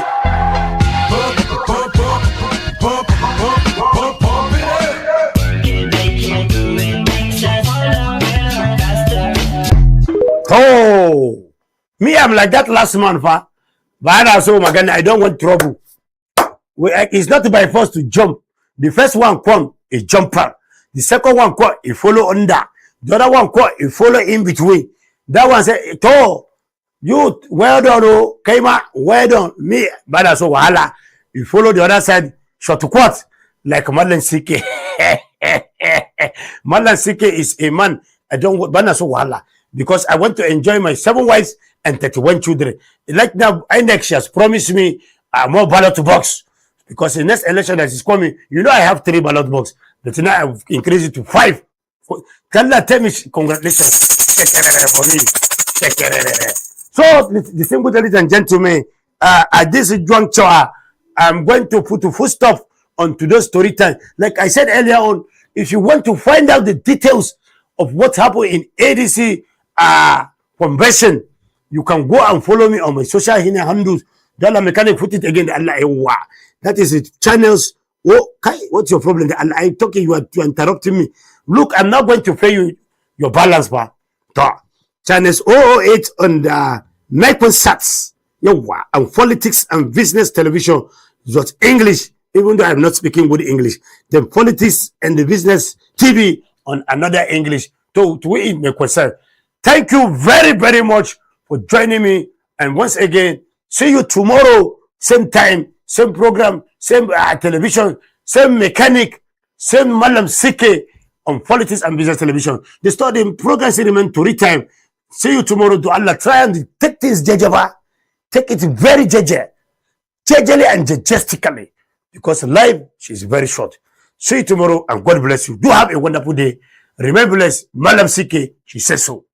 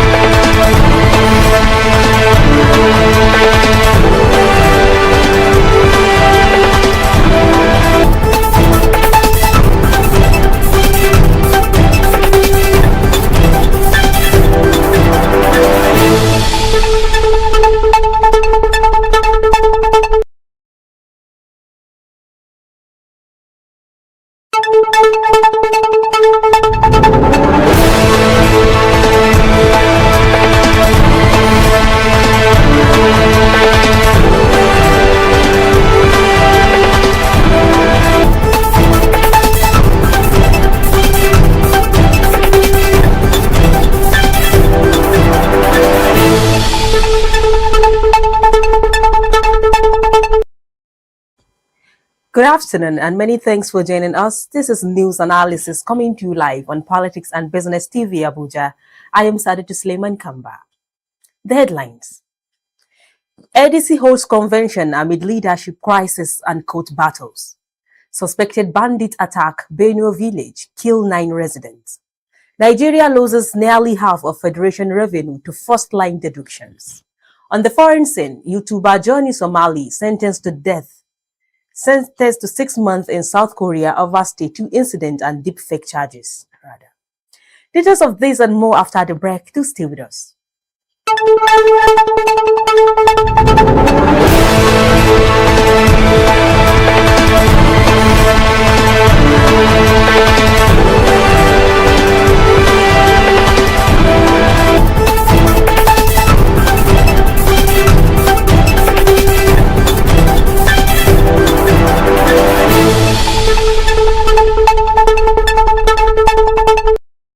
Welcome back.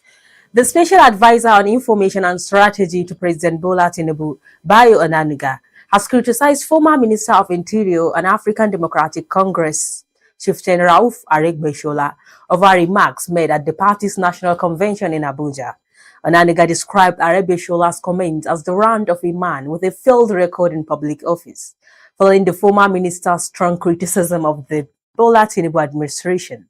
At the ADC convention, Aregbesola accused the ruling party of lacking vision and described its renewed hope agenda as a failure. He also claimed the government had worsened Nigeria's economic situation, pointing to the sharp depreciation of the naira, rising fuel prices, poor electricity supply, and worsening living conditions. He further alleged that governance under the APC had led to the economic hardship and called on President Tinubu to step down, arguing that the administration had failed to meet its promises. In response, Onanuga rejected Aregbesol's criticisms and argued that he lacked moral authority to speak on governance. He said Aregbesol's record as governor of Osun State was poor, alleging issues such as unpaid salaries and pension arrears that cause hardship for workers and retirees. Onanuga maintained that Aregbesola should reflect on his own time in office before attacking the current administration. The African Democratic Congress held its national convention in Abuja under the leadership of Senator David Mark, despite ongoing internal divisions and legal disputes within the party. The event, which took place while the Supreme Court fixed April 22nd for the hearing of an appeal filed by Mark concerning a leadership dispute involving Nafi Ubalagombe, a former deputy national chairman. The legal crisis surrounding the party's leadership has led to multiple court cases. One suit is challenging the Independent National Electoral Commission's decision to delist the Mark-led executive, while another faction led by Don Norman Obinna has also dragged the party and INEC to court. The Federal High Court in Abuja issued an order restraining parties from taking actions that could undermine the ongoing cases, and one of the suits was adjourned after a request by Balagombe, despite INEC's absence from the convention following its decision not to recognize the Mark-led leadership pending court resolution. The convention still proceeded and ratified the National Working Committee. It also expelled several members, including Nafi Ubalagombe and House of Representatives member Leke Abijide. The party remains deeply divided, with rival factions continuing to claim legitimate leadership. And now to security matters. 9 villagers have been killed in a fresh attack in Edeku and Pali ward, Akpa local government area of Benue State. Residents said the incident happened during a night raid on April 12, allegedly carried out by suspected armed men. The victims have since been buried in the community. Community members released the name of those killed, saying they did so to counter what they describe as silence and underreporting of the incident. The attack has left residents deeply shaken, with many expressing fear of a worsening insecurity in the area. Following the incident, life in the community has been severely disrupted. Residents say they are now afraid to return to their farms or sleep peacefully at night, as anxiety and mourning continue to spread across Edeku and Pali. Now to the business matter. Nigeria's federation revenues rose significantly over the past 3 years, reaching about 84 trillion naira between 2023 and 2025, according to fiscal data analyzed from the World Bank Nigeria Development Update. The increase was driven by economic reforms, including subsidy removal and foreign exchange adjustments, which boosted gross earnings from 17.08 trillion naira in 2023 to 37.44 trillion naira in 2025. However, about 41% of total revenue, roughly 34.53 trillion naira, was deducted and at source before distribution to federal, state, and local governments. These deductions, which rose sharply year on year, significantly reduced the funds available for sharing among the 3 tiers of government. The report showed that the deduction increased faster than revenue growth, especially in 2024, when they rose by over 115%. The World Bank attributed the rising deductions to increased statutory transfers to ministries, departments, and agencies such as the Nigerian Customs Service, NNPC Limited, and petroleum regulatory bodies. It warned that these deductions are shrinking fiscal space, with some agencies receiving more funding than entire states, thereby limiting government spending on social and development priorities and raising concerns about Nigeria's fiscal sustainability. And now to the foreign scene. An American live streamer known as Johnny Somali, whose real name is Ismail Ramzi Khalid, has been sentenced to 6 months in prison by a South Korean court. He was convicted after posting provocative content in South Korea, including a video showing him kissing and performing lap dances on a statue that commemorates World War II comfort women, which caused widespread public outrage. The court also found him guilty of public nuisance and distributing sexual deepfake content. Prosecutors had initially sought a 3-year prison sentence, but the judges issued a lighter penalty, citing the absence of severe physical harm to victims. Authorities noted that Khalid created disruptive content for profit on YouTube and disregarded South Korean laws. In addition to the jail term, he has been barred from leaving South Korea since November 2024 and will also face restrictions on working with organizations involving minors and people with disabilities after his release. The case also drew attention to the historical context of comfort women, referring to an estimated 200,000 women across Asia who were forced into sexual slavery by Japanese forces during World War II, a subject that remains highly sensitive in South Korea and continues to strain diplomatic relations with Japan. And for the sport updates, let's now join Abel Sunday.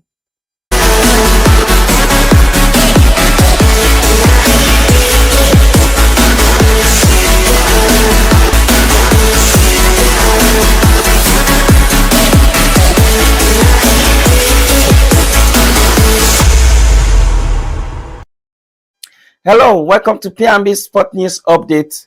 I'm Abel Sunday. We start with the Champions League.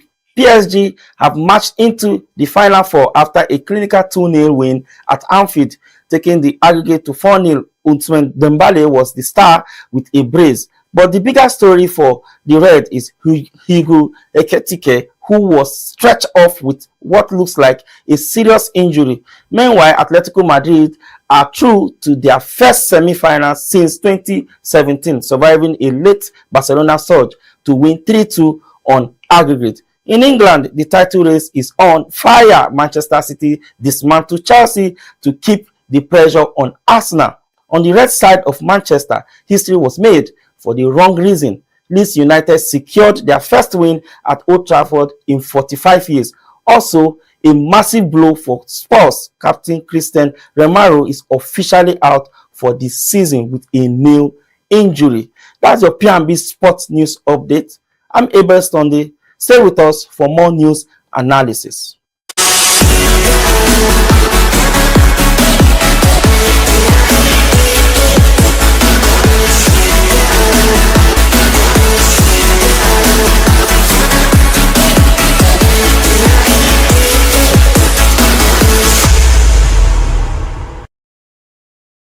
Welcome back. Now on to the focus of the day. Where today we will be reviewing a directive by the Economic and Financial Crimes Commission, which has issued a strong warning to banks across Nigeria, directing them to stop granting loans without proper collateral and due process. The anti-graft agency says the practice of giving unsecured or poorly documented loans, especially to influential individuals and politically exposed persons, has contributed to rise in bad debt and financial crimes within the banking sector. According to the EFCC, such loans often lead to non-performing assets, weaken banks, and in some cases facilitate fraud and money laundering. The Commission warned that bank officials who approve questionable loans could face investigation and possible prosecution. The directive signals a push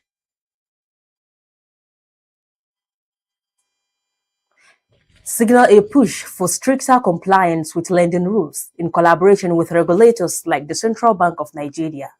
Therefore, the move is aimed at strengthening financial discipline, improving transparency in the banking system, and preventing abuse of credit facilities in Nigeria. However, for more deeper understanding of this policy, we will now be joined via Zoom by our guest in person of Wale Joshua, accountant and also a tax consultant. You are highly welcome, sir. You are highly welcome to our studio side.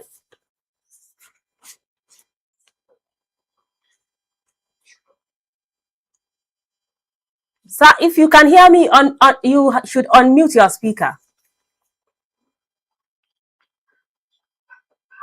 Thank you for having me today, and you're doing a great job. Thank you so much. Okay, so please, can you? It's a pleasure. It's a pleasure joining you on the program. Thank you so much. It's also a pleasure to have you in our studio. Sir, can you make me understand the impact that this new directive, or I say the impact that this directive could have for the emerging businesses that do not have any collateral to make their business survive?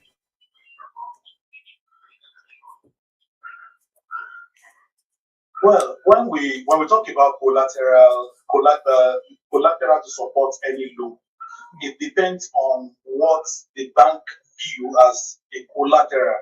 Collateral doesn't mean that a collateral asset doesn't mean that you should go and have a family land, village land, or your whole land. There are many things you can take as collateral security, which if you cannot lend with the commercial bank, you can go for the microfinance bank loan. Hello, sir. Hello? Groups are coming from. If it were to be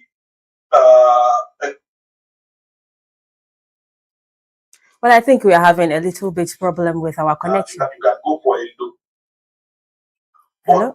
But if it were to be simple loan from let's say mortgage bank or from finance houses, you can get those kind of loan at a relatively cheaper collateral security. And your collateral, I think at this juncture, the bank should equally make the collateral security easier to access. Easier to access in the fact that some banks will take your certificate as collateral security, your vehicle as collateral security, and some non-property incorporate as collateral security. So that there is no need making the issue of collateral security a cumbersome asset to get. So I believe that it's a good step to take, and it's a right step to take in the sense that most banks are issuing loans without proper guidelines or without following the rules and regulations of that loan. So if that has come to stay and is being guided by the Economic and Financial Crimes Commission, it will be a good one to sustain the health of the banking sector. So how and how comfortable are you that they are going to abide by the directive to almost everyone?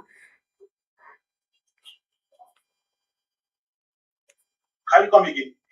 How comfortable are you that they are going to abide by the directive to almost everyone? They are going to abide by the directive.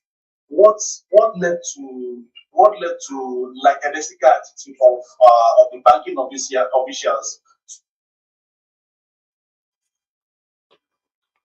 That initially is that it was not enforced. But now that we have an external, you see a kind of compliance to it. So they know that there is a third party watching the activities of the officers in question. So if you want to secure your job and if you want to secure your profession, you may not want to delve into flouting that rule again.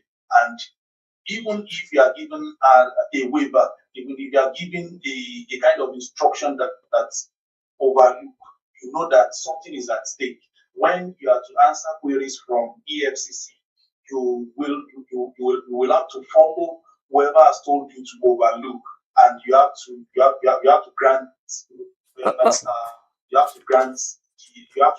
approval to the invitation together. Not only you and not only the person that told you to overlook or neglect that kind of check and balances. So it becomes a kind of plea that they are being watched. I mean, the banking officers are being watched, and they don't have the luxury of doing it anyhow as usual again. Okay, but please make me understand the nature of those loans that have been approved before this new directive.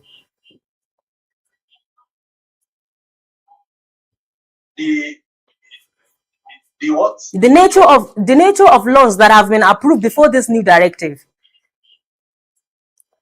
What will happen to those loans that have been approved before this? Well, we have many. Anyway, the loans that have been approved before this directive will be monitored for either the collateral security, either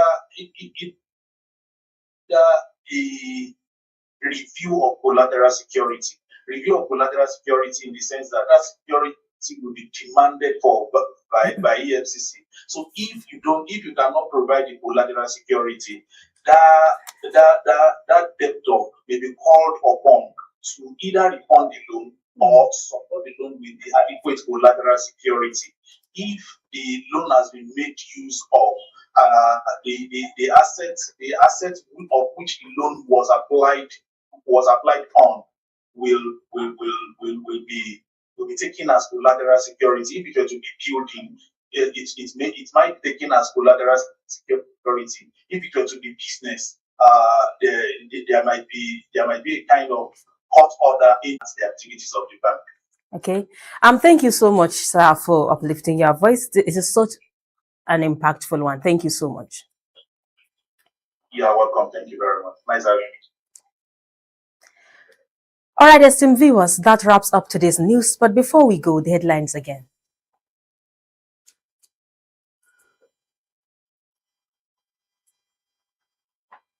ADC holds convention amid leadership crisis and court battles. Suspected bandit attack Benue village, kill 9 residents. Nigeria loses nearly half of federation revenue to first line deduction. On the foreign scene, YouTuber Johnny Somali sentenced to 6 months in South Korea over state 2 incident and deepfake charges. And that's the end of the news for today. Goodbye.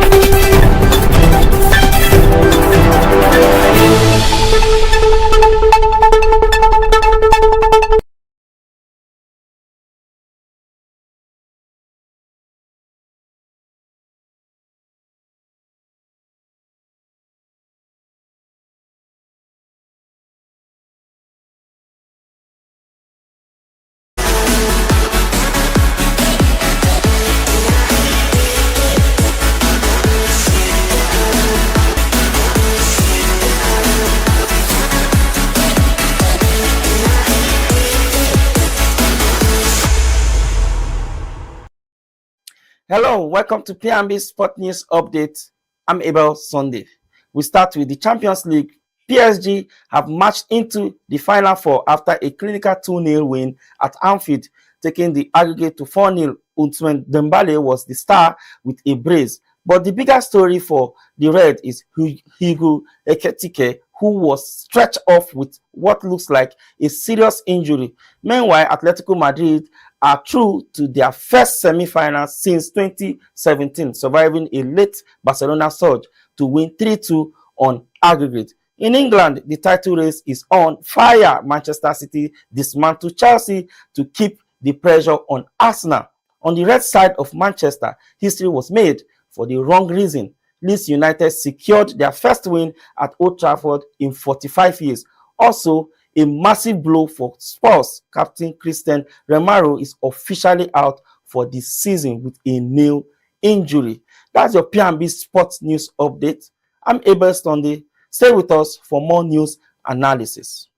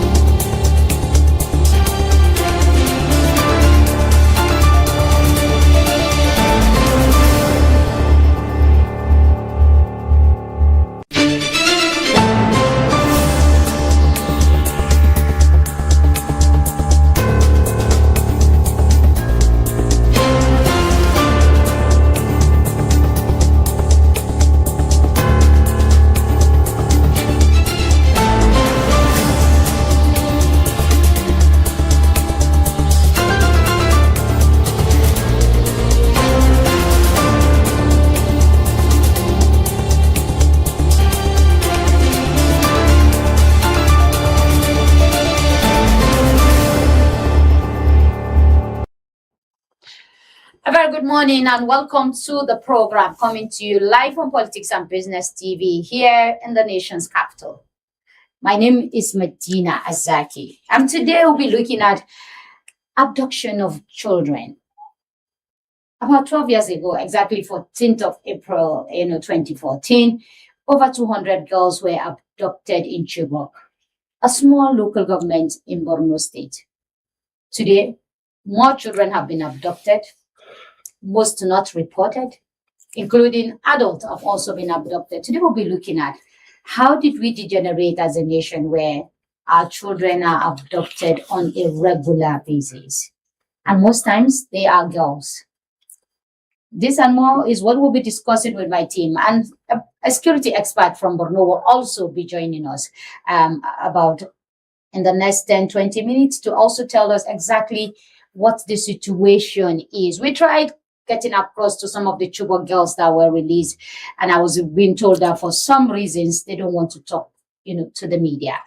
Gentlemen, lady, good morning and welcome to the program. Yes, good morning. Welcome to Voices. Yeah. You're talking about girls, and Yes, I'm a father of girls. I'm a father of 5 girls. That's where I was coming to. And for people who are parents of just girls, a father of girls.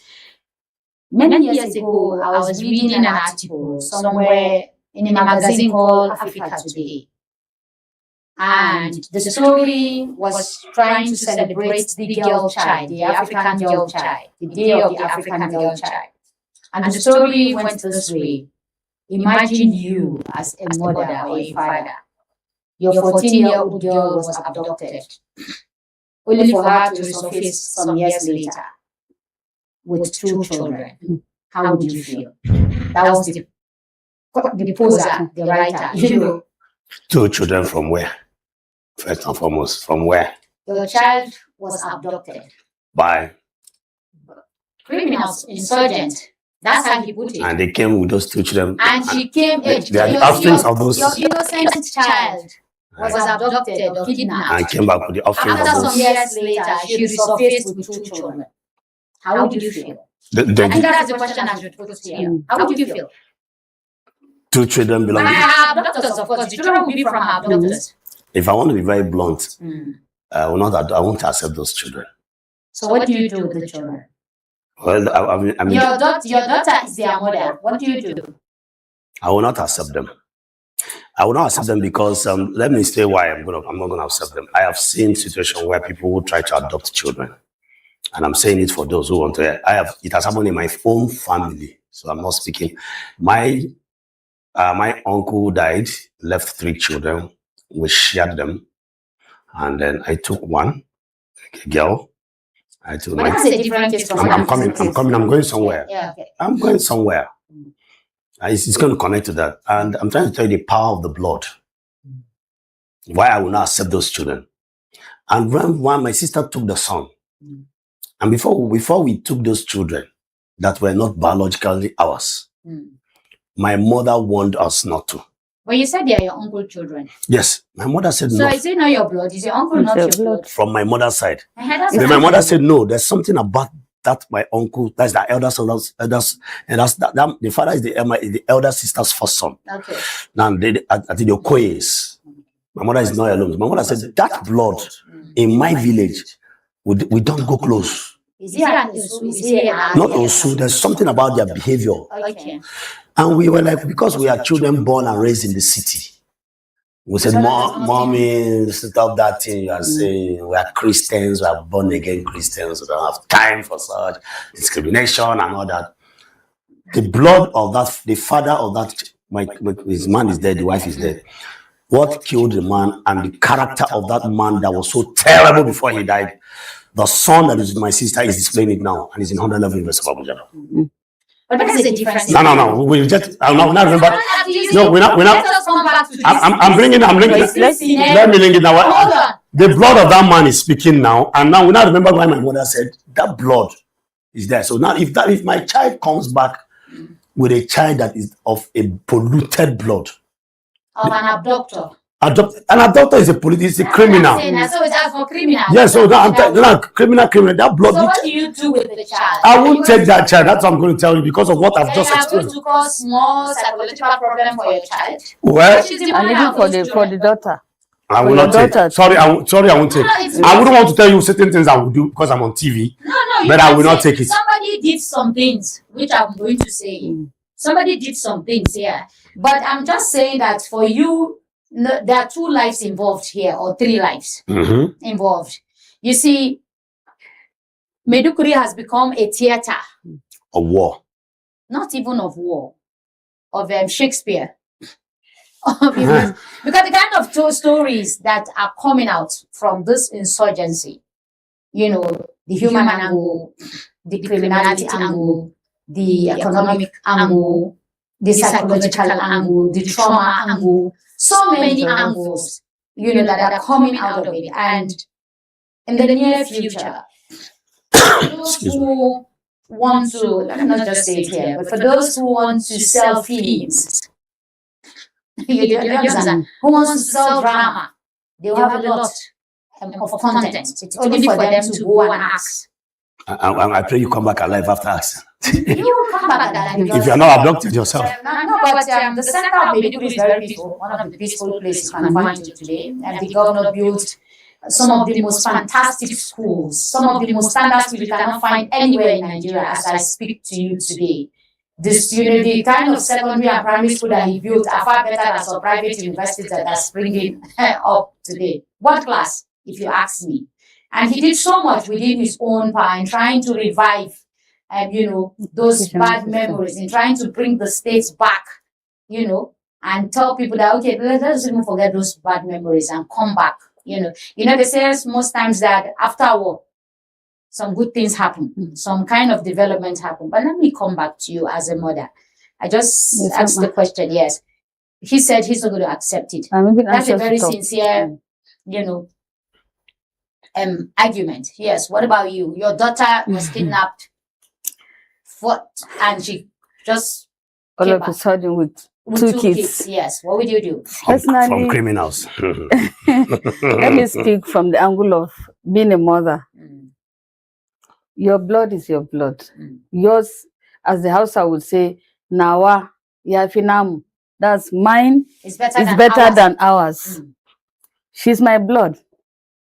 For the fact that she was kidnapped and was away from me, leaving me with pains for years, I was being traumatized as a mother.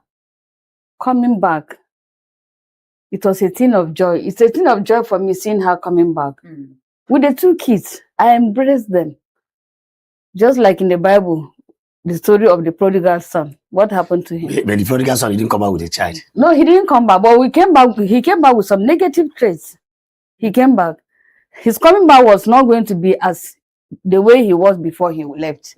So the daughter, my own daughter, let me put it this way, didn't intend to be kidnapped. And if that didn't happen, it's not her fault. It wasn't her fault. She was unprepared. She was an innocent child. Yes. She was being traumatized there. Just as she left me, I was being traumatized for years. So the immediate thing I would do, even if she was coming back crippled, I embraced her. Welcome her back home with the 2 kids. I'm happy that you I'm happy that I'm having her alive. You said something on this program, I think last week. You said, I don't know if it is this program or off program. You said, when you adopt a child, after some time, the child begins to grow and behave like you. Yes. The law of attraction and this. Yes. So a child begins to look like you and behave like you. More of look, but behavior, because personal experience have made me to understand. I've not trust my own that the blood, that statement, blood is thicker than water. Made me to realize that. I saw it practical. You see the blood. You know, there's this thing about my place. We don't play with genealogy from the southeast. The southeastern part of Nigeria is one place that they can trace your genealogy down to your fourth generation. That is why when you ask an Igbo man what's your name, he will tell you down to his root. Now we don't play with that. That is why if you go to you visit our villages, the first thing they will tell you, they would like to find out if you understand where you are from, your genealogy. I can even trace my fourth father that migrated from Aro in Abia, even Adava women from Ebonyi down. So we don't play with it. That is why when you bring a child, they also think that if you bring a child that has questionable history, when you are long gone as a father, that history will continue to haunt that child. And that is why we are very careful with. We don't joke with things like pregnanting a girl in the southeast. Any Igbo man that is listening, in fact, the easiest way you can get the daughter of a rich man to marry you in Igbo land is to pregnant her. Because if the father refuses, the father will take a bow immediately, because we don't joke with it. We don't play with it. So in the that's southeast. a child out of wedlock. Yes, we don't, not even out of wedlock. Of course, out of wedlock. No, I'm talking about marriage didn't happen. No, if you love a girl, for example, you know, in some places. Let us say it as it is. A woman got pregnant. Eventually, you're going to marry. No, that's it. But it's still a child out of wedlock. No, you don't. You didn't get what I'm saying. I'm getting what you're saying, but I'm telling you that child wasn't. It's out of wedlock. It's out of wedlock, yes. So don't change. Okay, when did I get married to the guy? The child is still out of wedlock. And in that case, is there any dowry being paid? No, if there's no dowry, there's no. But that child is still out of wedlock. I don't understand what you mean by wedlock. No, of course. Or that lock or no lock. What matters that I don't know the dowry is paid. That child was before marriage. Before marriage. The pregnancy somebody said marriage is actually when you pronounce. No. The pregnancy set in without dowry, so it's not marriage. However, at the long run, certain things will be done. I know, but that's after the child. No. Even when the pregnancy. But now, the point I'm trying to make is that why personally I'm going to reject that thing, because that child will continually live in trauma from where I come from. They will keep telling me. Okay, what do you do with the child? Will you send him to the motherless baby's home, or are you going to kill the child? What are you going to Instantly. do? Instantly. What are you going to do? You just take your daughter back and take those children and say... And taking them back, where do they go to? Imagine that. No, he will take that. Are you going to take them to motherless baby home? And when they... Well, first and foremost, I will first of all make my daughter understand my position as a father. That you see, I love you as my daughter, but you see, this child will never bear my name. Will never have anything to do with my family lineage. Okay. That as long as this child grows, the only human sympathy that I can attach, because I love kids personally, is allow the child grow. Then if along the line the child is growing and getting to be, but I will always make her understand that this child is not part of me and will never be part of me. But he will grow in your house? To a certain stage, then. You give him out or yes, let him go back to whatever he's coming from, the north or whatever. I will excuse him. I don't understand. Sorry, please. I want to ask. No. Let me ask him. No. You know, I'm sorry. We are trying to personalize this, but it's not be to government. Yes. But because when you say to the north, is it the north that abducted your child? If you are from Borno, for instance, if you are a Borno father, yes. If you are a father from Borno, or if you are a father of one of those Chibok girls. I'm printing a scenario here that you are a father of those, because you are trying to tribalize it now. That let the child. Yeah, I'm trying to base on my culture. That's what I'm saying. That what if the people who adopted your daughter are from the southeast, from your own village? Imagine the unknown gunmen, the IPOP. Let's even say IPOP. That you are a father in a village, or in the state capital. Now I will not. No, hold on. Okay. An IPOP. It's not your portion. No, I'm just saying, sorry. And they abduct your child. Your child was abducted 2-3 years, and she showed up with 2 children.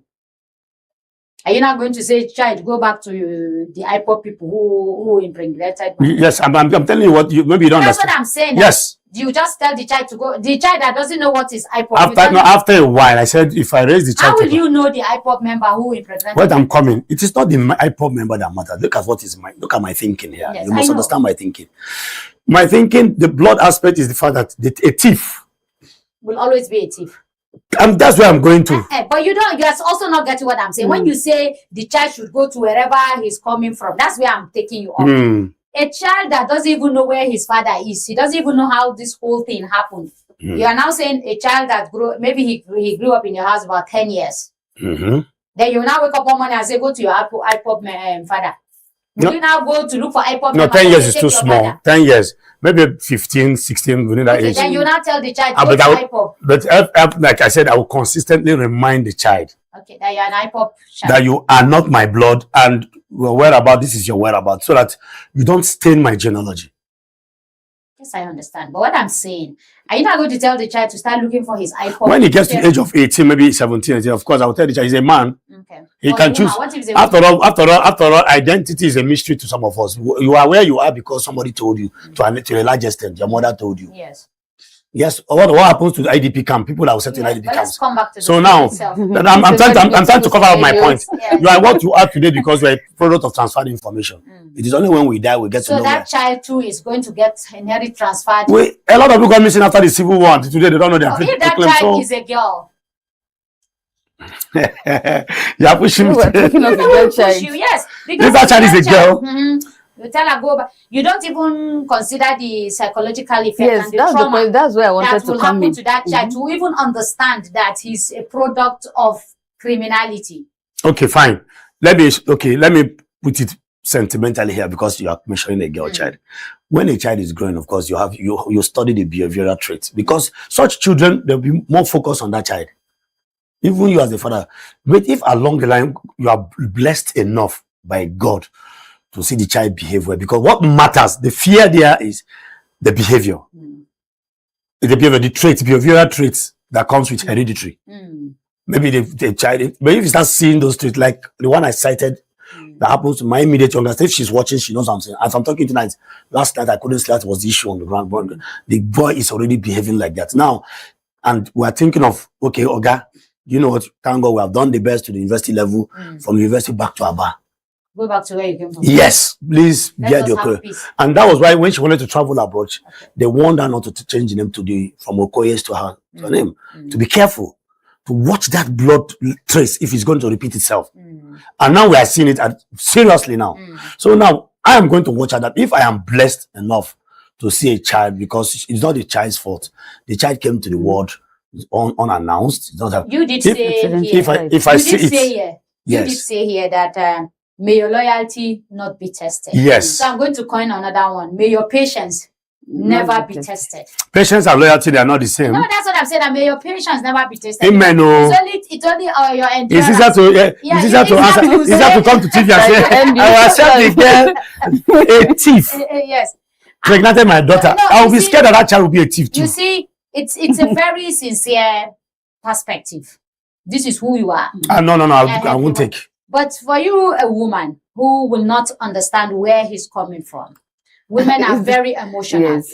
It's my child, whether he's a criminal. My grandchild. My grandchild. Sorry, my grandchild. Whether he's a criminal or he's a bandit or he's an insurgent or he's this or he's that, he's still my child, my grandchild. Not my own. And I'm going to adopt him because of that.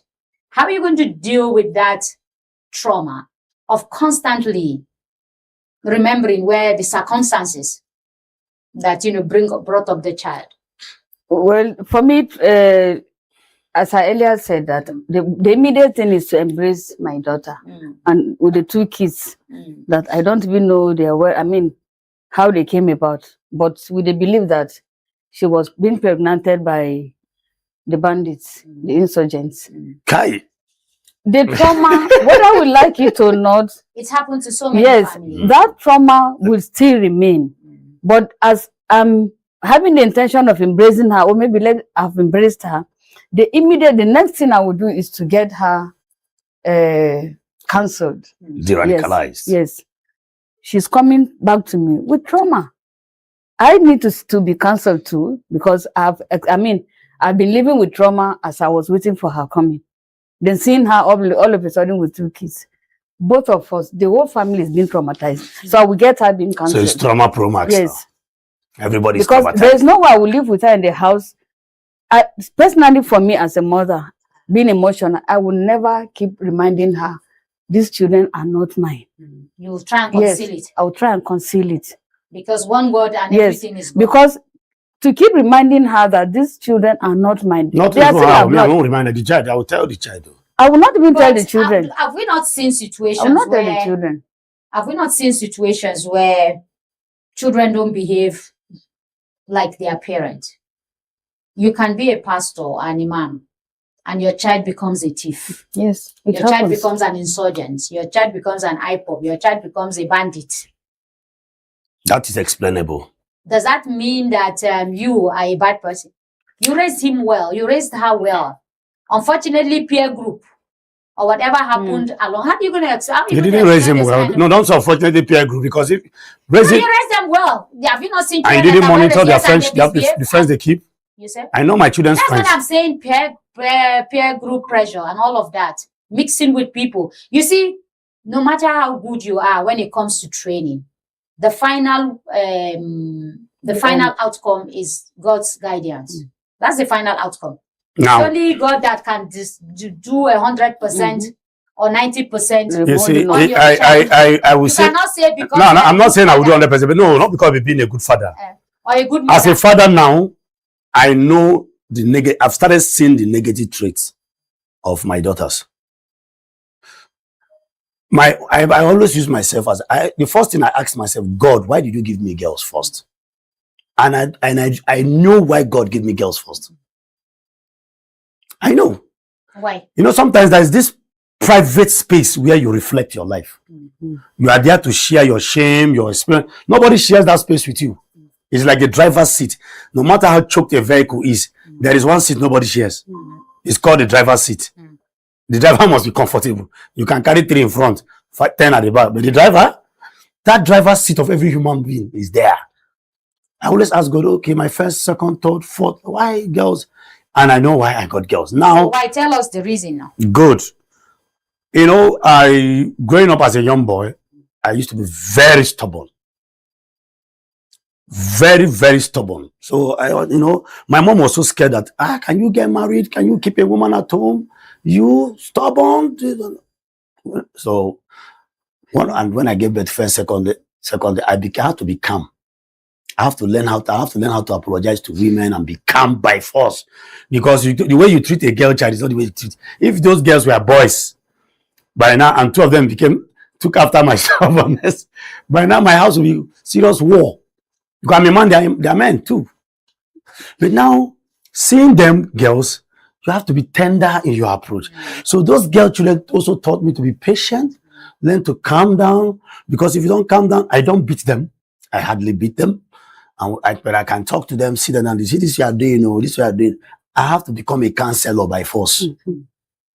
Because they are girls. But if they were boys, I will not be a counselor by For force. most fathers, having girl children, They are even discourage themselves. they are a blessing to most fathers. I've told you the story of one of my boss Of course, I know. who has 4 girls. And one day I asked him, I said, how comfortable are you that you have 4 girls? Does this man ego? I don't have a boy child. And he said, you know what? My daughters are my pride. They have made me so much proud that I've forgotten that I don't even have a boy. And I understand where he's coming from. He's a father who is a friend to his daughters. When you see them walk, because they're all tall and huge, when you see them walking together, you think he's their boyfriend. I feel so too. For someone I'm going to church with them. Daddy, and all of that. And he feels very comfortable. His last daughter, as I speak to you today, is studying building in ABU. If you know what building is in ABU, you will understand the kind of effort that child is making, almost coming out with a first class. In the next 4 or 5 months, he's going to be out of there with almost a first class in building. One of the tough courses in ABU's area. And he said, you see, this is my last one, doing me all of this. So it's a blessing for people who have girl child.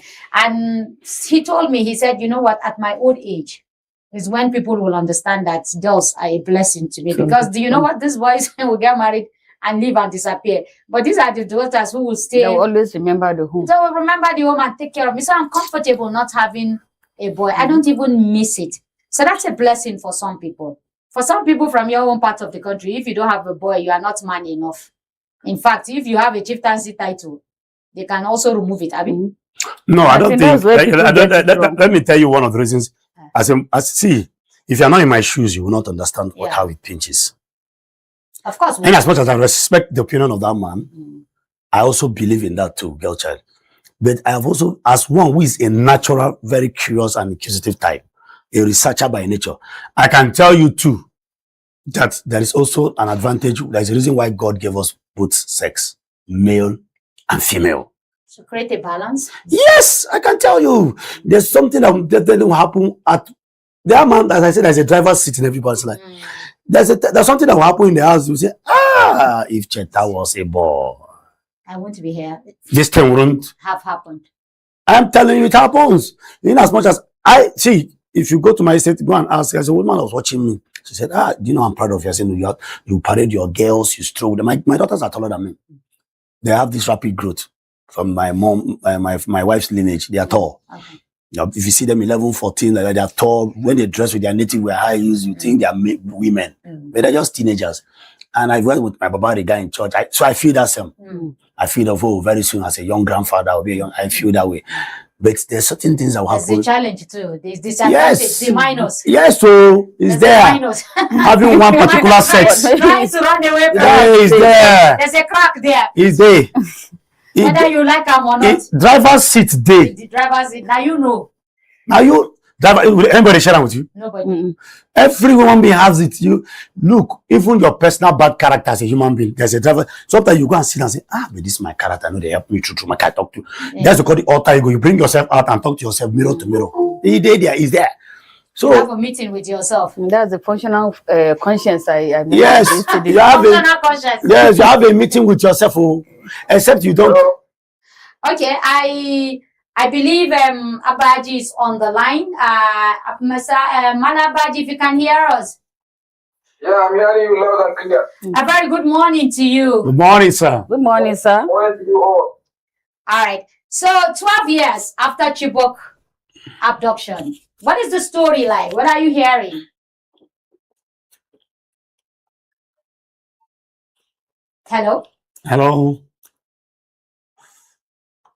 Those that have returned back home, they are living peacefully with their parents. Some were married, some were in school. So this is how they are now moving their life smoothly like before.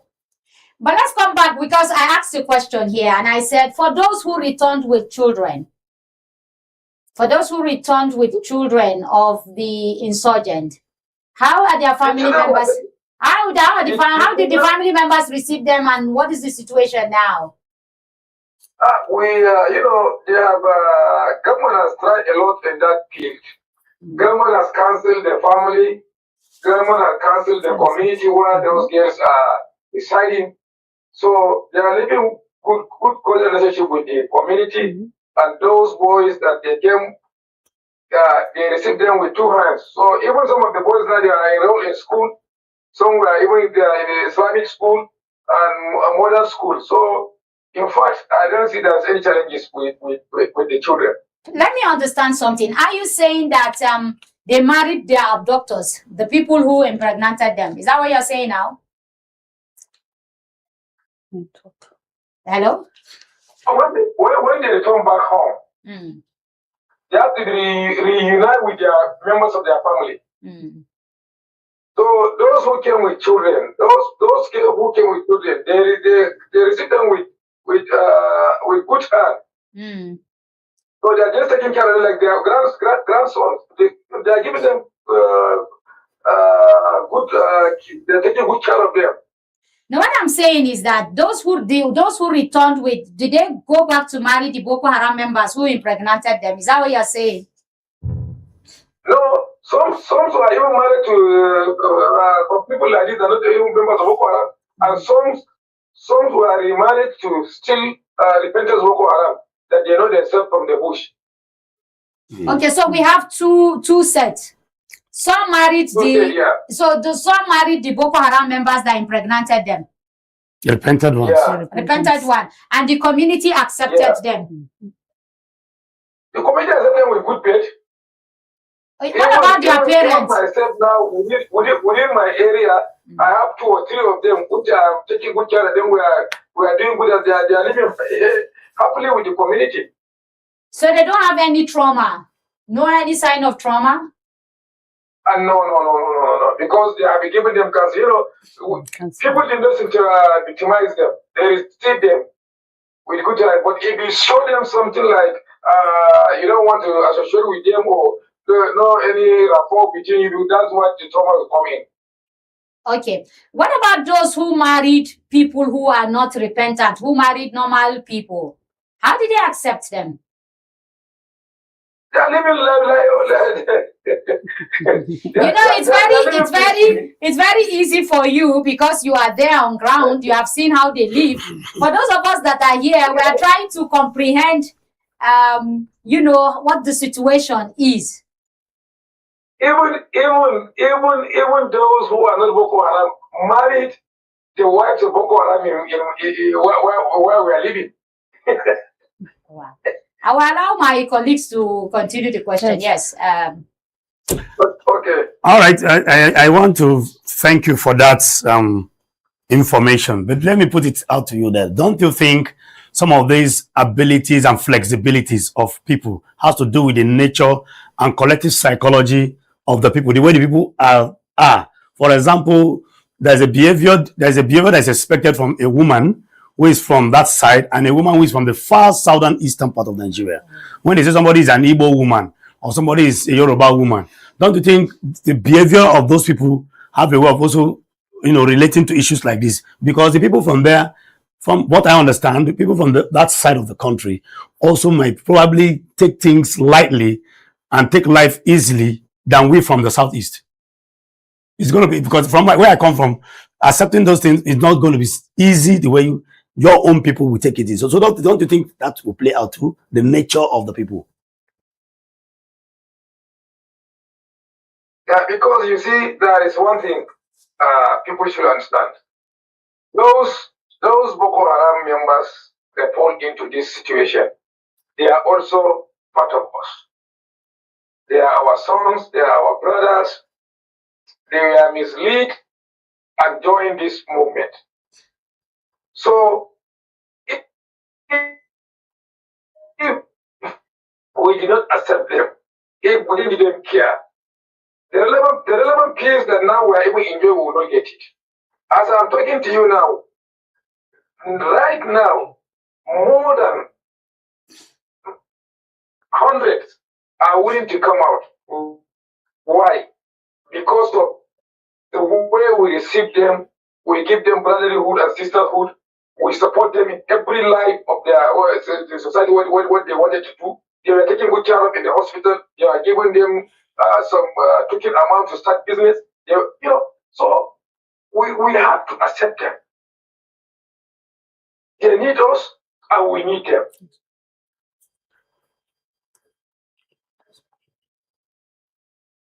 We seem to be having some compare between the north and the southern part. Yes, I'm coming. Yes, I can hear you, sir. Yeah. Yeah, so that's the more reason. That's the difference between where the crises are caught and where the crises are didn't occur. If you say now, what happened to us, it was in the southeast of where you came from. And definitely, I know you will accept them the way we accept them. I don't think so, sir. You are even laughing, sir. Because you said you the one who wears the shoes know where it pinches. Where I come from, sir. Where I come from, sir. With due respect, trust me. The Igbo man will always say, the Hausa man is seen to be a Bakomi kind of person. Even the way you behave, the way you behave, the way you also bury. There's a saying in my place that the Northerners behave the way they bury, which I wish we can bury. I wish we can bury the way you people bury. You die now, dig the ground, put it there, farewell, everybody go. But in my place, because that's what our religion taught us. So let's come back to the issue. But some of us are not even knowing that it's religion. We're trying to maximize 3 days. Network. There's a network somewhere. So let's continue with the question before you go and change it to something. No, don't change. I was just going to ask please ask him. Like the girls that came back and reintegrated with the community and finally got married to some community members around your area. You made mention of them being cancelled. Was it the parents who cancelled them, or some professionals were brought in to cancel them? You see, we have the Ministry for Women Affairs. When they came in, they will take them direct into the Ministry for Women Affairs. And we have professionals there who are counseling them. And I myself, I am a member of Copiana Peace Training Center, which I have gone many courses under the Copiana Peace Training Center. So they taught us how to counsel and how to bring in those victims. Even what we are doing now is we are counseling even the victims of the war. First, what we are even doing before we take them into the community, we have to mobilize our team, move in and counsel victims of the war first before we will even take those who have repented or whatever to back to their community. Okay. Thank you very much, sir, for the quite good response that you have given. Because as they always say, charity begins at home. You started it within you and you extended to the professionals, which is good. So I ask him more questions. Yes, more questions, of course. Good morning, sir. Are you with me, sir? He's with you. He can hear you. Yes, I'm with you. Okay.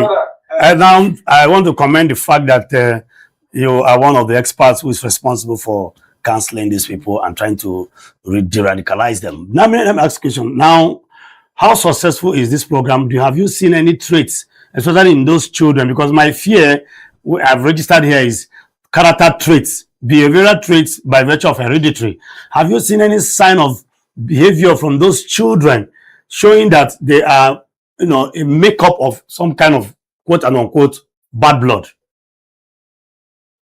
Yes, because there is one child that came across towards our area. He was even asking, is there any, when he was asking his mother, the mother was telling me, I was there to counsel him. He was saying that he didn't know that there is another war outside. I said, what? He said that look at people friendly, they don't have carry weapons, nothing like this, but where it came from, you see them moving with weapons and all these things. But look at these people are very friendly, accommodative, and all these things. That small boy of 5 to 6 years old was telling me this. So, you see, the problem is now is the Borno State government is doing its best to see that he has overcome all these threats that we are in.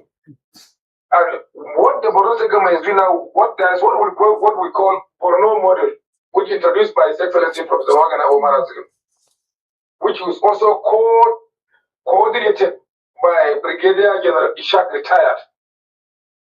You see, things are going smoothly. What we expect is we are expecting the federal government to move in and supplement the effort of the state government. You see, we have Professor Yosef the Corridor, who was in by the federal government, which was in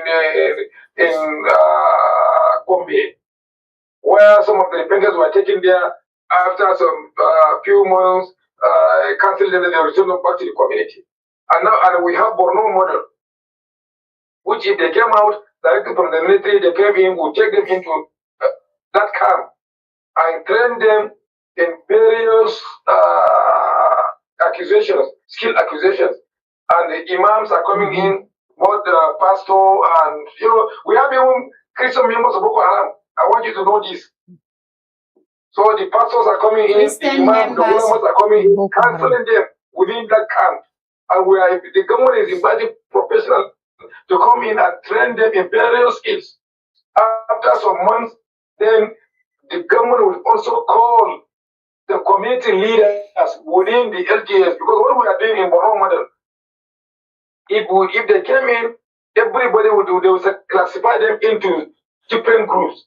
You are from local government A, local government B, local government C, local government D. Then we will invite the local government chairmans, the elders, the imams, and the pastors, and all of that within that LGA. They will come, they will sit down, they will talk and discuss. Then they will bring their loved ones, the family, they come in, they interact before they will be released. So this is what we are doing. We are expecting the federal government should come in with full support. Okay, sir, I know when you say federal government, you are looking for more money. But before we begin to talk about the money aspect, you did say there are Boko Haram who are Christians as we speak today. Is that true? Yes, that is. Okay, so that brings me to the next question, because I know Mr. CK is trying, the Gen Z father will still come up, because he was talking about character traits, and you are beginning to tell him that it is there. So you're just confirming what he said earlier. But let me ask you, for those Chibok girls who are Christians and were impregnated by Boko Haram Muslims, did they still marry them as Muslims, or they converted to become or they go back to their religion? Or they went change their religion? Was there any change of